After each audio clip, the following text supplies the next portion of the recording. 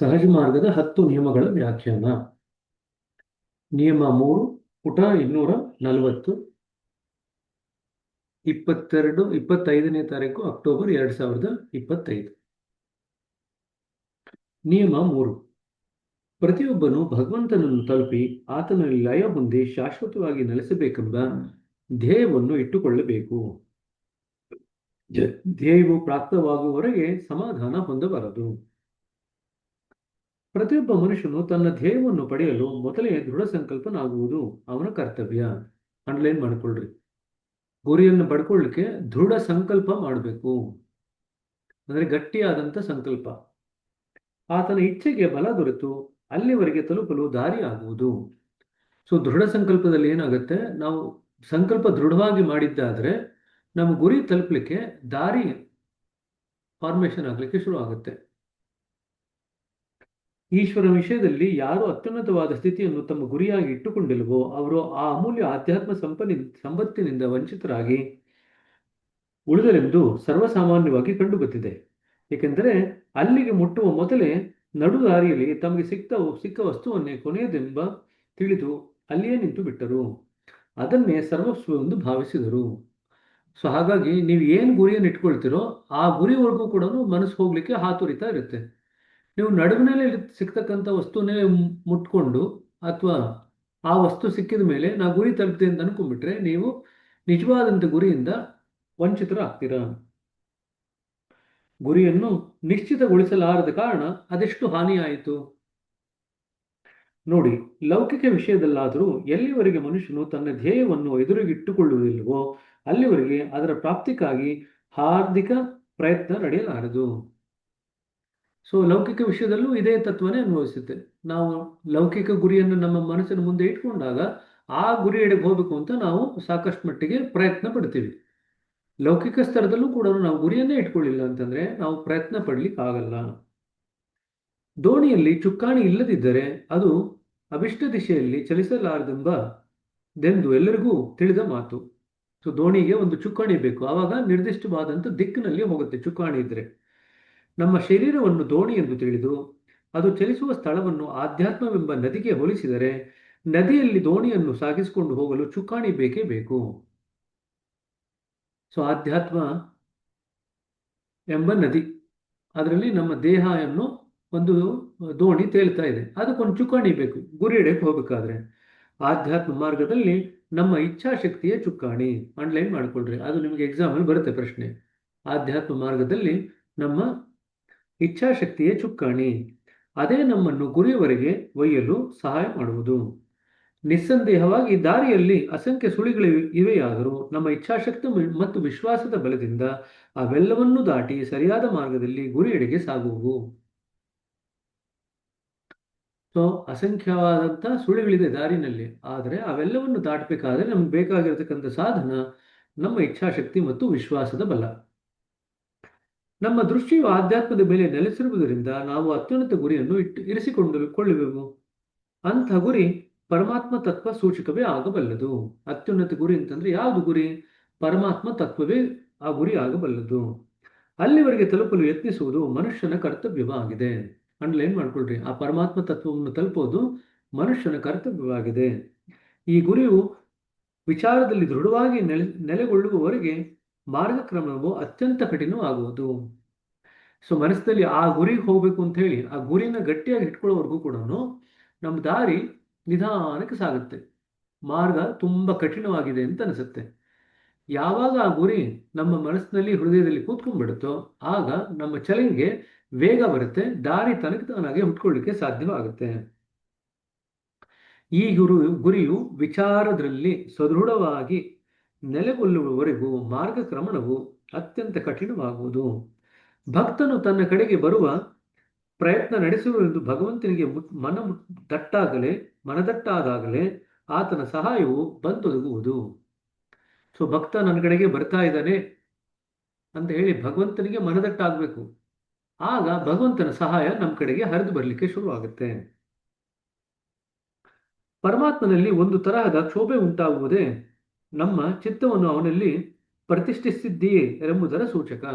So ನಮ್ಮ ಮನಸ್ಸು ಸಂಪೂರ್ಣವಾಗಿ ಭಗವಂತನ ಕಡೆಗೆ ಗಮನ ಕೊಟ್ಟಿದೆ ಅಂತಂದ್ರೆ ಏನಾಗತ್ತೆ, ನಮ್ಮ ಮನಸ್ಸಿನ ಸಂಕಲ್ಪ ಶಕ್ತಿಯಿಂದ ಆ ಭಗವಂತನಲ್ಲಿ ನಾವು ಒಂದು ಕ್ಷೋಭೆಯನ್ನು ಉಂಟು ಮಾಡ್ತೀವಿ, ಒಂದು ರೀತಿಯಾದಂಥ ಪ್ರತಿಸ್ಪಂದನೆ ಉಂಟು ಮಾಡ್ತೀವಿ. ಪರಮಾತ್ಮನಲ್ಲಿ ಒಂದು ತರಹದ ಕ್ಷೋಭೆ ಅಂತಂದ್ರೆ ಅಲ್ಲಿ ಒಂಚೂರು ವೈಬ್ರೇಷನ್ಸ್ ಅಂತ ಇಟ್ಕೊಳ್ರಿ. ಕ್ಷೋಭೆ ಅಂತಂದ್ರೆ ವೈಬ್ರೇಷನ್ಸ್, ಕಂಪನಗಳು ಅಂತ ಇಟ್ಕೊಳ್ರಿ. ಆ ಪರಮಾತ್ಮನಲ್ಲಿ ಒಂದು ರೀತಿಯಾದಂಥ ಕಂಪನಗಳನ್ನ ನಾವು ಸೃಷ್ಟಿ ಮಾಡ್ತೀವಿ ಯಾವಾಗ ನಮ್ಮ ಚಿತ್ತವನ್ನು ಅವನಲ್ಲಿ ಪ್ರತಿಷ್ಠಿಸಿದ್ದೀರೆಂದು ಪ್ರತಿಷ್ಠಾಪಿತವಾದಾಗ, ನಮ್ಮ ಚಿತ್ತ ಭಗವಂತನಲ್ಲಿ ಪ್ರತಿಷ್ಠಾಪಿತವಾದಾಗ ಅವನ ಒಂದು ಇದರ ಸ್ತರದಲ್ಲಿ ನಾವು ಒಂದು ಕ್ಷೋಭೆ ಅಥವಾ ಕಂಪನವನ್ನು ಉಂಟು ಮಾಡ್ತೀವಿ. ಇನ್ನೊಂದು ಉಪಮೆ ಕೊಡಬಹುದು, ಇನ್ನೊಂದು ಉದಾಹರಣೆ ಕೊಡ್ತಿದ್ದಾರೆ. ಭಗವಂತನು ಪ್ರಿಯತಮ, ಭಕ್ತನು ಪ್ರೇಮಿ. ಅವರಿಬ್ಬರ ನಡುವೆ ಅಂತರ ಕಡಿಮೆಯಾಗತೊಡಗಿ ದೂರವೆಂದು ಭಾಸವಾಗುತ್ತಿದ್ದ ಇಬ್ಬರ ಸಂಬಂಧವು ಸಮೀಪವಾಗುತ್ತಾ ಹೋಯಿತು. ಬರುತ್ತಾ ಈ ವಿಚಾರವಾದ ಮರೆತು ಹೋಯಿತು. ಈಗ ದೂರದಲ್ಲಿದ್ರು, ಈಗ ಇಬ್ಬರ ನಡುವೆ ಪ್ರೇಮ ಅಂಕುರವಾದಾಗ ಇಬ್ಬರು ಹತ್ತಿರಕ್ಕೆ ಬರ್ಲಿಕ್ಕೆ ಶುರುವಾದ್ರು, ಸಮೀಪಕ್ಕೆ ಬರ್ಲಿಕ್ಕೆ ಶುರುವಾದ್ರು. ಕಾಲಕ್ರಮೇಣದಲ್ಲಿ ಆ ಸಮೀಪತೆಯ ಅರಿವು ಕೂಡ ಹೊರಟೋಯ್ತು. ಬರುತ್ತಾ ಈ ವಿಚಾರವಾದರೂ ಮರೆತು ಹೋಯಿತು. ಭೇದ ಭಾವ ಸಂಪೂರ್ಣವಾಗಿ ಅಳಿಯಿತು. ಆತನಲ್ಲಿ ನಾವು ಐಕ್ಯರಾಗಿದ್ದೇವೆಂದು ತೋರತೊಡಗಿತು. ಕ್ರಮೇಣ ಈ ಭಾವನೆಯು ಕರಗಿ ಹೋಗಿ ಸೃಷ್ಟಿಯ ಆರಂಭದಲ್ಲಿದ್ದ ಗುಪ್ತಚಲನದ ರೂಪ ತಾಳಿತು. ನೋಡಿ, ಇನ್ನೊಂದು ಎಕ್ಸಾಂಪಲ್ ಕೊಡ್ತಾ ಇದ್ದಾರೆ. ಭಕ್ತ ಇದ್ದಾನೆ, ಭಗವಂತ ಇದ್ದಾನೆ, ಒಬ್ಬ ಪ್ರೇಮಿ, ಇನ್ನೊಬ್ಬ ಪ್ರಿಯತಮ. ಪ್ರೇಮ ಅಂಕುರವಾದಾಗ ಏನಾಗುತ್ತೆ, ಇಬ್ರು ಹತ್ತಿರಕ್ಕೆ ಬರ್ಲಿಕ್ಕೆ ಶುರು ಆಗ್ತಾರೆ, ಸಮೀಪಕ್ಕೆ ಬರ್ಲಿಕ್ಕೆ ಶುರು ಆಗ್ತಾರೆ. ಕಾಲಕ್ರಮೇಣದಲ್ಲಿ ತಾವು ಸಮೀಪ ಬಂದಿರೋದು ಕೂಡ ಅವರ ಅರಿವಿನಿಂದ ಹೊರಟೋಗುತ್ತೆ. ಅದಾದ್ಮೇಲೆ ಏನಾಗುತ್ತೆ, ಇಬ್ಬರ ನಡುವೆ ಇದ್ದಂಥ ಭೇದ ಭಾವ ಮರೆತು ಹೋಗುತ್ತೆ. ಈಗ ಮೂರನೇ ಸ್ತರದಲ್ಲಿ ಭಗವಂತ ಮತ್ತು ಭಕ್ತನಲ್ಲಿ ಇದ್ದಂಥ ಭೇದ ಭಾವ ಈಗ ಮರೆತು ಹೋಯಿತು. ಕಾಲಕ್ರಮೇಣದಲ್ಲ ಮರೆತು ಹೋದಾಗ ಏನಾಗುತ್ತೆ, ನಾಲ್ಕನೇ ಸ್ತರ ಐಕ್ಯತೆಯ ಸ್ಥಿತಿಯನ್ನು ನಾವು ಅನುಭವಿಸ್ಲಿಕ್ಕೆ ಶುರು ಮಾಡ್ತೀವಿ. ಕಾಲಕ್ರಮೇಣದಲ್ಲಿ ಆ ಐಕ್ಯತೆಯ ಅರಿವು ಕೂಡ ಹೊರಟೋಗಿ ನಾವು ಗುಪ್ತ ಚಲನದಲ್ಲಿದ್ದಂಥ ಸ್ಥಿತಿಯಲ್ಲಿ ನಾವು ನೆಲೆಗೊಳ್ತೀವಿ. ಅದರಲ್ಲಿ ನಾವು ಸಂಪೂರ್ಣ ವಿಸ್ತಾರ ಹೊಂದಿದೆವು. ಎಲ್ಲಿ? ಆ ಗುಪ್ತ ಚಲನೆಯ ಸ್ಥಿತಿಯಲ್ಲಿ ಸಂಪೂರ್ಣ ವಿಸ್ತಾರ ಹೊಂದಿದೆವು. ಈ ರೀತಿ ನಮ್ಮ ಲಯವು ಅದರಲ್ಲಿ ಶಾಶ್ವತವಾಯಿತು. ಮೊದಲು ಒಂದಿಷ್ಟು ಲೈವ್ ಆಗಿದ್ದೆ ಭಗವಂತನ ವಿಚಾರದಲ್ಲಿ. ಈಗ ಆ ಕೇಂದ್ರದ ಸುತ್ತ ಇರ್ತಕ್ಕಂಥ ಸುಪ್ತ ಚಲನೆ ಏನಿದೆ ಅದರಲ್ಲಿ ಸಂಪೂರ್ಣವಾಗಿ ವಿಸ್ತಾರ ಹೊಂದಿ ಲಯಾವಸ್ಥೆಯನ್ನು ಹೊಂದಿದ್ದಾಗ ನಾವು ಅದರಲ್ಲಿ ಶಾಶ್ವತವಾದಂಥ ಲಯದ ಸ್ಥಿತಿಯಲ್ಲಿ ನಾವು ನೆಲೆಗೊಂಡ್ವಿ. ಅನಂತ ಸಾಗರದಲ್ಲಿ ಈಗ ನಮ್ಮ ಈಜು ಪ್ರಾರಂಭವಾಯಿತು. ಯಾವಾಗ ಅಲ್ಲಿ ಸಾಕಷ್ಟು ಮಟ್ಟಿಗೆ ಲಯವನ್ನು ಹೊಂದಿರ್ತೀವಿ, ಆ ಲಯ ಶಾಶ್ವತವಾಗಿರ್ತಕ್ಕಂಥ ಒಂದು ಸ್ಥಿತಿಯಲ್ಲಿ ಬಂದಿರುತ್ತೋ ಆಗ ನಮ್ಮ ಅನಂತ ಸಾಗರದಲ್ಲಿ ಈಜಿನ ಪ್ರಾರಂಭವಾಯಿತು. ನಮ್ಮಲ್ಲಿ ಹೊಸ ಜೀವನ ಮೂಡಿತು. ನವಜೀವನ ಅಂತ ಹೇಳ್ತೀವಿ ಅಥವಾ ನಿಜ ಜೀವನ ಅಂತ ಹೇಳ್ತೀವಿ. ಆ ಲಯಾವಸ್ಥೆ ಆದ್ಮೇಲೆ ಯಾವ ಜೀವನ ಮಾಡ್ತೀವಿ ಅಂತಂದ್ರೆ ನಿಜ ಜೀವನ ಮಾಡ್ತೀವಿ. ಇದನ್ನೇ ಈ ಶ್ರೀ ದಾರ್ಜಿಯವರು ಭಂಡಾರ ಮೆಸೇಜ್ ಅಲ್ಲಿ ಕೊಟ್ಟಿದ್ದು. ಮರ್ಜರ್ ಆದ್ಮೇಲೆ, ಲೈವ್ ಆದ್ಮೇಲೆ, ಐಕ್ಯತೆ ಆದ್ಮೇಲೆ ಏನಿದೆ ಮುಂದಕ್ಕೆ? ಐಕ್ಯತೆನೇ ಕೊನೆನಾ? ಇಲ್ಲ. ಐಕ್ಯತೆನೇ ಯಾಕೆ ಕೊನೆ ಇಲ್ಲ ಅಂತಂದ್ರೆ ನಮ್ಮಲ್ಲಿ ನಾವು ಸಜೀವವಾಗಿ ಆ ಕೇಂದ್ರದಲ್ಲಿ ಇರ್ತಕ್ಕಂಥ ಸುಪ್ತ ಚಲನೆ ಏನಿದೆ ಅಲ್ಲಿ ಹೋಗಿ ಅನಂತ ಸಾಗರದಲ್ಲಿ ಈಜಾಗ್ಲಿಕ್ಕೆ ಶುರು ಮಾಡ್ತೀವಿ. ಅಲ್ಲಿರ್ತಕ್ಕಂಥ ಒಂದು ಸತ್ವವನ್ನು ನಾವು ಗ್ರಹಿಸ್ಕೊಳ್ಳಿಕ್ಕೆ ಶುರು ಮಾಡ್ತೀವಿ. ಸಜೀವವಾಗಿ ಅದು ಮಾಡಿದಾಗ ನಾವಿನ್ನೂ ಜೀವಂತವಾಗಿ ಇಲ್ಲಿದ್ದೀವಿ, ಆದ್ರೆ ಅಲ್ಲಿ ಹೋಗಿದ್ದೀವಿ. ಇಲ್ಲಿ ಜೀವಂತದಲ್ಲಿ ಇರೋದ್ರಿಂದ ಇಲ್ಲಿರ್ತಕ್ಕಂಥ ಜೀವನ ಯಾವ ರೀತಿ ಆಗುತ್ತೆ ಅಂತಂದ್ರೆ ಇಲ್ಲಿ ನಾವು ಮಾಡ್ತಕ್ಕಂಥ ಜೀವನ ನಿಜ ಜೀವನವಾಗಿ ಮಾರ್ಪಾಡಾಗುತ್ತೆ. ಸರಿನಾ? ಅದಕ್ಕೆ ಐಕ್ಯತೆ ಆದ ನಂತರ ಕೂಡ ಜೀವನ ಉಂಟು. ಯಾವ ಜೀವನ? ನಿಜ ಜೀವನ. ಇಲ್ಲಿ ಹೊಸ ಜೀವನ ಅಂತ ಬರೆದಿದ್ದಾರೆ. ಹೊಸ ಜೀವನಕ್ಕಿಂತ ಅದನ್ನು ನಿಜ ಜೀವನ ಅಂತ ಕರೆದ್ರೆ ಹೊಸದೇ ಅದು ಜೀವನ. ಯಾಕೆಂದ್ರೆ ಅದಕ್ಕೆ ಮುಂಚೆ ನಮ್ಗೆ ಆ ರೀತಿ ಜೀವನ ಮಾಡ್ಲಿಕ್ಕೆ ಬರ್ತಿರ್ಲಿಲ್ಲ. ಈಗ ಹೊಸ ಜೀವನ ಪ್ರಾರಂಭ ಆಗಿದೆ. ಬಟ್ ಅದು ಯಾವ ರೀತಿಯಾದಂಥ ಜೀವನ? ನಿಜ ಜೀವನ. ಯಾಕೆ ನಿಜ ಜೀವನ ಅಂತ ಕರಿತೀವಿ? ಅದನ್ನ ರಿಯಲ್ ಲೈಫ್ ಅಂತ ಕರಿತೀವಿ ಇಂಗ್ಲಿಷ್ನಲ್ಲಿ. ಯಾಕೆ ರಿಯಲ್ ಲೈಫ್ ಅಂತ ಕರಿತೀವಿ ಅಂತಂದ್ರೆ ನಾವು ರಿಯಾಲಿಟಿನಲ್ಲಿ ಸಾಕಷ್ಟು ಐಕ್ಯತೆ ಹೊಂದಿದ್ದೀವಿ, ತದನಂತರ ಜೀವನ ಮಾಡ್ತಾ ಇದ್ದೀವಿ. ನಾವು ನಿಜ ವಸ್ತುವಿನಲ್ಲಿ ಸಾಕಷ್ಟು ಐಕ್ಯತೆ ಪಡ್ಕೊಂಡು ಅದರ ಸಾರವನ್ನೆಲ್ಲ ಹೀರ್ಕೊಂಡಿದ್ದೀವಿ. ಆ ಸಾರವನ್ನ ಹೀರ್ಕೊಂಡ ಮೇಲೆ ನಾವು ಮಾಡತಕ್ಕಂಥ ಜೀವನಕ್ಕೆ ನಾವು ನಿಜ ಜೀವನ ಅಂತ ಕರಿತೀವಿ. ನಾವು ಈಜುತ್ತಿರುವ ಸಾಗರದ ಪ್ರಭಾವವೇ ಈ ಹೊಸ ಜೀವನ.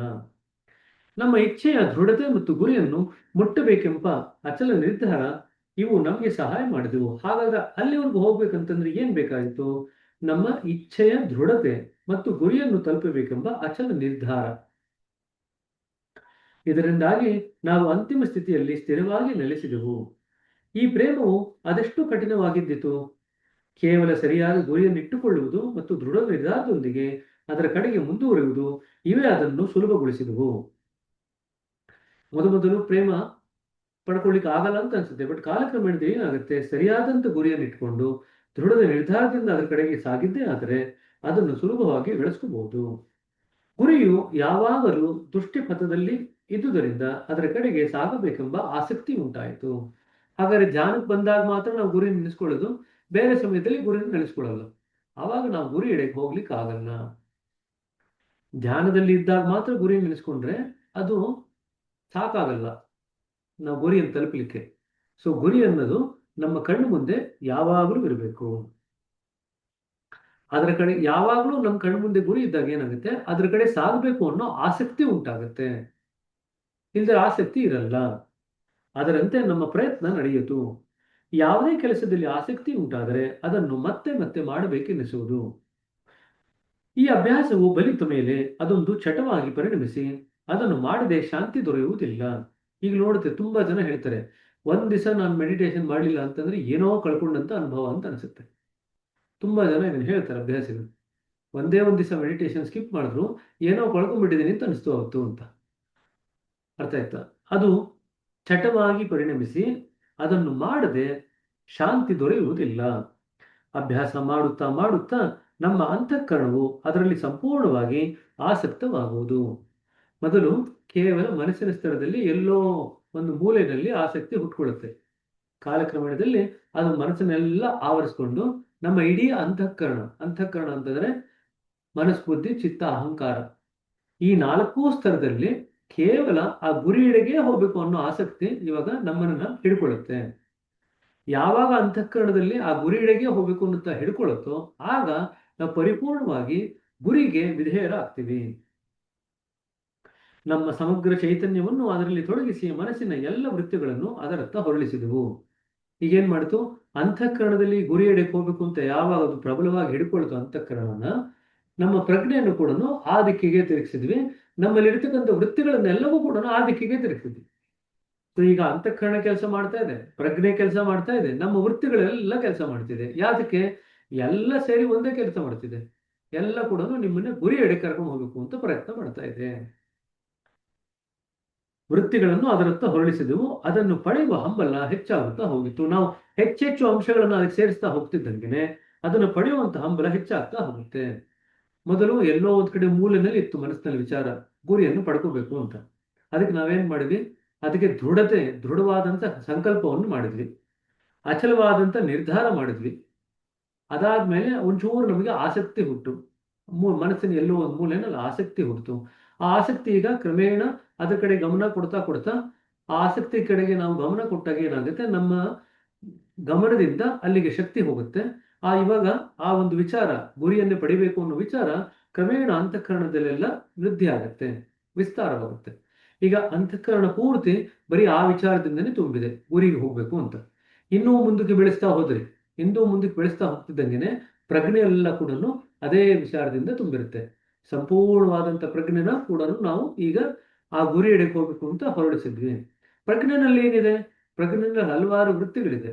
ಈಗ ಆ ವೃತ್ತಿಗಳನ್ನು ಕೂಡ ಇದೇ ದಿಕ್ಕಿಗೆ ತಿರುಗಿಸಿದ್ವಿ. ಯಾಕೆಂದ್ರೆ ಮನಸ್ಸಿನಲ್ಲಿ ಒಂದೇ ಇದೆ, ಗುರಿಗೆ ಹೋಗ್ಬೇಕು ಅಂತ. ಸೊ ಅಂತಃಕರಣ, ಪ್ರಜ್ಞೆ, ತದನಂತರ ವೃತ್ತಿಗಳು, ಇವೆಲ್ಲವನ್ನೂ ನಾವು ಗುರಿ ಕಡೆಗೆ ತಿಳಿಸಿದಾಗ ಏನಾಗುತ್ತೆ, ನಮಗೆ ಹಂಬಲ ಜಾಸ್ತಿ ಆಗ್ತಾ ಹೋಯಿತು. ಯಾವಾಗ ಹಂಬಲ ಜಾಸ್ತಿ ಆಗುತ್ತೆ, ಇದೇ ಅಶಾಂತಿ ಎಂಬ ಹೆಸರನ್ನು ಪಡೆಯಿತು. ಈಗ ನಿಮಗೆ ಶಾಂತಿ ಬೇಕಿಲ್ಲ, ನಿಮಗೆ ಬೇಕಿರೋದು ಆ ಗುರಿಯನ್ನು ಪಡೆಯೋದಷ್ಟೇನೆ. ಆ ಗುರಿಯನ್ನು ಪಡಿಬೇಕು ಅಂತ ಅಶಾಂತಿ ಬಂದಿದೆ. ಹೀಗೆ ತೀವ್ರ ಹಂಬಲ ಮತ್ತು ಅಶಾಂತಿಯು ಗಂತವ್ಯವನ್ನು ತಲುಪಲು ತುಂಬಾ ಸಹಾಯಕವಾಗುವುದು ಎಂಬುದನ್ನು ಅನುಭವದಿಂದ ಸಿದ್ಧವಾಗುವುದು. ಸೊ ತೀವ್ರ ಹಂಬಲ ಅಥವಾ ಅಶಾಂತಿ, ಇದೆರಡೂ ಕೂಡ ಬೇಕು ನಮಗೆ ಗುರಿಯನ್ನು ಮುಟ್ಲಿಕ್ಕೆ. ಸೃಷ್ಟಿಯ ಸಮಯ ಬಂದಾಗ ಆ ಸುಪ್ತ ಚಲನವು ತನಗೋಸ್ಕರ ಹಾದಿ ಮಾಡಿಕೊಳ್ಳಲು ತವಕ ಪಡುತ್ತಿತ್ತು. ಅದರ ಕ್ಷೋಭವೇ ಅದಕ್ಕೆ ಹಾದಿ ಮಾಡಿಕೊಟ್ಟಿತ್ತು. ಅದರಂತೆಯೇ ನಮ್ಮ ಈ ಅಶಾಂತಿ ನಮಗೆ ಗುರಿಯನ್ನು ತಲುಪಲು ದಾರಿ ಮಾಡಿಕೊಡುವುದು. ಇದು ಜ್ಞಾಪಕ ಇದೆ. ಅದಕ್ಕೊಂದು ಒಳ್ಳೆ ಉದಾಹರಣೆ ಅಂತಂದ್ರೆ, ಒಬ್ಬ ಮನುಷ್ಯನ ನೀರಿನಲ್ಲಿ ಮುಳುಗಿಸಿದ್ರೆ, ತಲೆ ನೀರಲ್ಲಿ ಮುಳುಗಿಸಿದ್ರೆ ಉಸಿರಾಡ್ಲಿಕ್ಕೆ ಆಗ್ತಿಲ್ಲ ಅಂತಂದ್ರೆ, ಅವರು ಎಲ್ಲಾ ಸ್ತರದಲ್ಲೂ ಕೂಡ ಏನಾದ್ರೂ ಮಾಡಿ ತಲೆಯ ಮೇಲಿತ್ತು ಉಸಿರಾಡ್ಬೇಕು ಅಂತ ಪ್ರಯತ್ನ ಪಡ್ತಾರೆ. ನೋಡಿದ್ರೆ ಅದನ್ನ ಎಲ್ಲರೂ ಕೇಳಿದಾರಲ್ವಾ? ಅವರ ದೇಹ, ಮನಸ್ಸು, ಅವರ ಪ್ರಜ್ಞೆ ಎಲ್ಲಾನು ಒಂದೇ ತವಕ ಪಡ್ತಾ ಇದೆ, ಆ ನೀರಿಂದ ಹೊರಗಡೆ ಬರಬೇಕು, ಉಸಿರಾಡಬೇಕು. ಅಂದ್ರೆ ಸಂಪೂರ್ಣವಾಗಿ ಅವರ ಅಸ್ತಿತ್ವವೆಲ್ಲ ಒಂದೇ ಒಂದಕ್ಕೋಸ್ಕರ ಪ್ರಯತ್ನ ಪಡ್ತಾ ಇದೆ, ನೀರಿಂದ ಹೊರಗಡೆ ಬರಬೇಕು, ಉಸಿರಾಡಬೇಕು. ಆ ರೀತಿಯಾದಂತ ತವಕ. ಈಗ ಆ ನೀರಿನಲ್ಲಿ ತಲೆನ ಮುಳುಗಿಸಿರ್ತಕ್ಕಂಥ ವ್ಯಕ್ತಿಗೆ ಶಾಂತಿ ಇರ್ಬೇಕು, ಶಾಂತಿಯಿಂದಿರು ಶಾಂತಿಯಿಂದಿರು ಅಂದ್ರೆ ಶಾಂತಿಯಿಂದ ಇರ್ಲಿಕ್ಕೆ ಸಾಧ್ಯವೇ ಅವ್ರಿಗೆ? ಅವ್ರು ಶಾಂತಿಯಿಂದ ಇದ್ರು ಅಂತಂದ್ರೆ ಪ್ರಾಣ ಹೊರಟೋಗುತ್ತೆ. ಅವ್ರು ಹೇಗೆ ಶಾಂತಿಯಿಂದ ಇರ್ತಾರೆ? ಸೊ ಆ ಸ್ತರದಲ್ಲಿ ಅಶಾಂತಿ ಅವಶ್ಯಕತೆ ಉಂಟು. ಗುರಿಯನ್ನು ಮುಟ್ಬೇಕು. ಅದಕ್ಕೆ ಅವ್ರು ತೀವ್ರವಾದಂತ ಅಶಾಂತಿ. ತೀವ್ರವಾದಂತ ಅಶಾಂತಿ ಅಂತಂದ್ರೆ ದೇಹದ ಎಲ್ಲ ಅವಯವಗಳು ಎಲ್ಲ ಕೈಕಾಲು ಅಲ್ಲಾಡಿಸ್ತಾ ಇರ್ತಾರೆ, ಬಡಿತಾ ಇರ್ತಾರೆ. ಅವರ ಮನಸ್ಸು, ಅವರ ಪ್ರಜ್ಞೆ ಎಲ್ಲ ಕೂಡ ಅದನ್ನ ತಲೆನ ಮೇಲೆತ್ತಬೇಕು, ನೀರಿನಿಂದ ಉಸಿರಾಡಬೇಕು ಅನ್ನೋ ಭಾವದಲ್ಲಿ ಇರುತ್ತೆ. ಇಲ್ಲೂ ಅದೇ ತರನೇ ಈ ಲೋಕದಲ್ಲಿ ನಾವು ಮುಳುಗಿರ್ಬೇಕಾದ್ರೆ ನಾವು ಇಲ್ಲಿ ಉಸಿರುಗಟ್ಟಿದಾಗ, ನಾವು ಇಲ್ಲಿ ನಮ್ಗೆ ಉಸಿರು ಸಿಗ್ತಾ ಇಲ್ಲ, ನಮಗೆ ಉಸಿರು ಗಟ್ಟಿದೆ ಇಲ್ಲಿ ಈ ಲೋಕದಲ್ಲಿ, ನಾವು ಆ ಭಗವಂತನ ರಾಜ್ಯದಲ್ಲಿ ಉಸಿರಾಡ್ತೀವಿ ಅನ್ನೋದು ನಮಗೆ ಅದು ಅಚಲವಾಗಿ ನಮ್ಮ ಮನಸ್ಸಿನಲ್ಲಿ ಗುರಿ ನಮ್ಮ ಮುಂದೆ ಇದ್ದಾಗ ಏನಾಗುತ್ತೆ, ಇಲ್ಲಿ ತವಕ ಪಡ್ತೀವಿ, ಅಶಾಂತಿ ಪಡ್ತೀವಿ, ಆ ಅಶಾಂತಿನೇ ಇಷ್ಟಪಡ್ತೀವಿ. ಶಾಂತಿ ಬೇಕು ಅಂತ ಯಾರು ಕೇಳಲ್ಲ, ನಂಗೆ ಅಶಾಂತಿ ಬೇಕು ಅಂತ ಹೇಳ್ತಾರೆ. ಯಾಕೆ? ಆ ಅಶಾಂತಿಯಿಂದ ಭಗವಂತನ ರಾಜ್ಯಕ್ಕೆ ಹೋಗ್ಲಿಕ್ಕೆ ಸಹಾಯವಾಗುತ್ತೆ. ಹಾಗಾಗಿ ಎಲ್ಲ ಅಭ್ಯಾಸಿಗಳು ಆ ಅಶಾಂತಿಯನ್ನು ಪಡ್ಕೋಬೇಕು ಅಂತ ಬಾಬಾಜಿಯವರು ಬರೀತಾರೆ. ಎಲ್ಲರೂ ಶಾಂತಿಗಾಗಿ ಬರ್ತಾರೆ ಧ್ಯಾನಕ್ಕೆ, ಶಾಂತಿ ಒಂದಿಷ್ಟು ಸಿಗುತ್ತೆ, ಆದ್ರೆ ನಿಜವಾದ ವಸ್ತು ಸಿಗ್ಬೇಕಂತ ಏನಿದೆ ಪರಮಾತ್ಮ ತತ್ವ, ಅದು ಸಿಗಲ್ಲ. ಪರಮಾತ್ಮ ತತ್ವ ಸಿಗ್ಬೇಕಂತಂದ್ರೆ ಅದಕ್ಕೆ ಬೇಕಾಗಿರ್ತಕ್ಕಂಥ ಅಶಾಂತಿ ಬೆಳೆಸ್ಕೊಂಡ್ರೆ ಮಾತ್ರ, ಹಂಬಲ ಬೆಳೆಸ್ಕೊಂಡ್ರೆ ಮಾತ್ರ ಅದು ಸಿಗುತ್ತೆ. ನೀವು ಕೇವಲ ಶಾಂತಿ ಕೇಳಿದ್ರೆ ಪರಮಾತ್ಮ ತತ್ವದಲ್ಲಿ ಎಲ್ಲೋ ಒಂದು ಸ್ಥಳದಲ್ಲಿ ಒಂದಿಷ್ಟು ಶಾಂತಿ ಇರುತ್ತೆ, ಶಾಂತಿ ಸಿಗುತ್ತೆ. ನೀವು ಶಾಂತಿನೇ ಸಾಕು ಅಂತ ಅನ್ಕೊಂಡು ಅಲ್ಲೇ ಕೂತ್ಕೊಂಡ್ಬಿಡ್ತೀರಾ, ಇನ್ನು ಮುಂದಕ್ಕೆ ಹೋಗೋದು ಬೇಡ ಅಂತ ಅನ್ಕೊಳ್ತೀರ. ಸೊ ಪರಮಾತ್ಮ ತತ್ವ ಬೇಕು ಅನ್ನೋ ಒಂದು ಹಂಬಲ ಅಥವಾ ಅಶಾಂತಿಯನ್ನು ನಾವು ಸೃಷ್ಟಿ ಮಾಡ್ಕೊಂಡಿದ್ದೆ ಆದರೆ ನಾವು ಗುರಿಯನ್ನು ತಲುಪಲಿಕ್ಕೆ ಸಾಕಷ್ಟು ಮಟ್ಟಿಗೆ ಸಹಾಯ ಮಾಡುವುದು. ಇದು ಕೆಲವು ಸತಿ ಗೂಗಲಿ ಕ್ವಶನ್ ಅಲ್ಲಿ ಕೊಡ್ತಾರೆ ಎಕ್ಸಾಮ್ ಅಲ್ಲಿ. ಗುರಿಯನ್ನು ತಲುಪಬೇಕಾದ್ರೆ ಶಾಂತಿ ಬೇಕು ಅಥವಾ ಅಶಾಂತಿ ಬೇಕು ಅಂತ ನಿಮಗೆ ಗೂಗಲಿ ಕೊಡ್ಲಿಕ್ಕೆ ಪರೀಕ್ಷೆನಲ್ಲಿ ಆನ್ಸರ್ ಅಶಾಂತಿ. ಎಲ್ಲರೂ ಕೂಡ ಬರ ಪರಮಾತ್ಮ ತತ್ವ ತಲುಪಲಿಕ್ಕೆ ಶಾಂತಿ ಬೇಕು, ಶಾಂತಿಯಿಂದ ಅಭ್ಯಾಸ ಮಾಡಿದ್ರಷ್ಟೇ ನೀವು ಪರಮಾತ್ಮ ತತ್ವ ತಲುಪ್ತೀರಾ ಅಂತ ಎಲ್ಲ ಒಂದಿಷ್ಟು ಜನ ಬರೆದಿರ್ತಾರೆ. ಇದು ಕಾಮನ್ ಆಗಿ ಈ ತರದೆಲ್ಲ ಕೆಲವು ಸತಿ ಗೂಗ್ಲಿ ಕೊಡ್ತಾರೆ ಪ್ರಶ್ನೆಗಳು. ಸರಿ, ನೀವು ಎದುರುಗಡೆ ನೋಡಿದಾಗ ಮೊದಲ ಬಾರಿಗೆ ಪ್ರಶ್ನೆ ಓದಿದಾಗ ಏನೋ ಉತ್ತರ ಹೇಳುತ್ತೆ, ಅದೇ ಒಂಚೂರು ಇದೇನು ಇಷ್ಟು ಸುಲಭವಾಗಿರೋ ಪ್ರಶ್ನೆ ಕೊಟ್ಟಿದಲ್ಲ ಅಂತ ಒಂಚೂರು ಮನಸ್ಸಿನ ಗಮನ ಅದ್ರ ಕಡೆಗೆ ಹಚ್ಚಿದಾಗ, ಓ ಇದು ಈ ಉತ್ತರ ಅಲ್ಲ, ಇದ್ರ ಉಲ್ಟಾ ಉತ್ತರ ಅಂತ ಆವಾಗ ಗೊತ್ತಾಗುತ್ತೆ.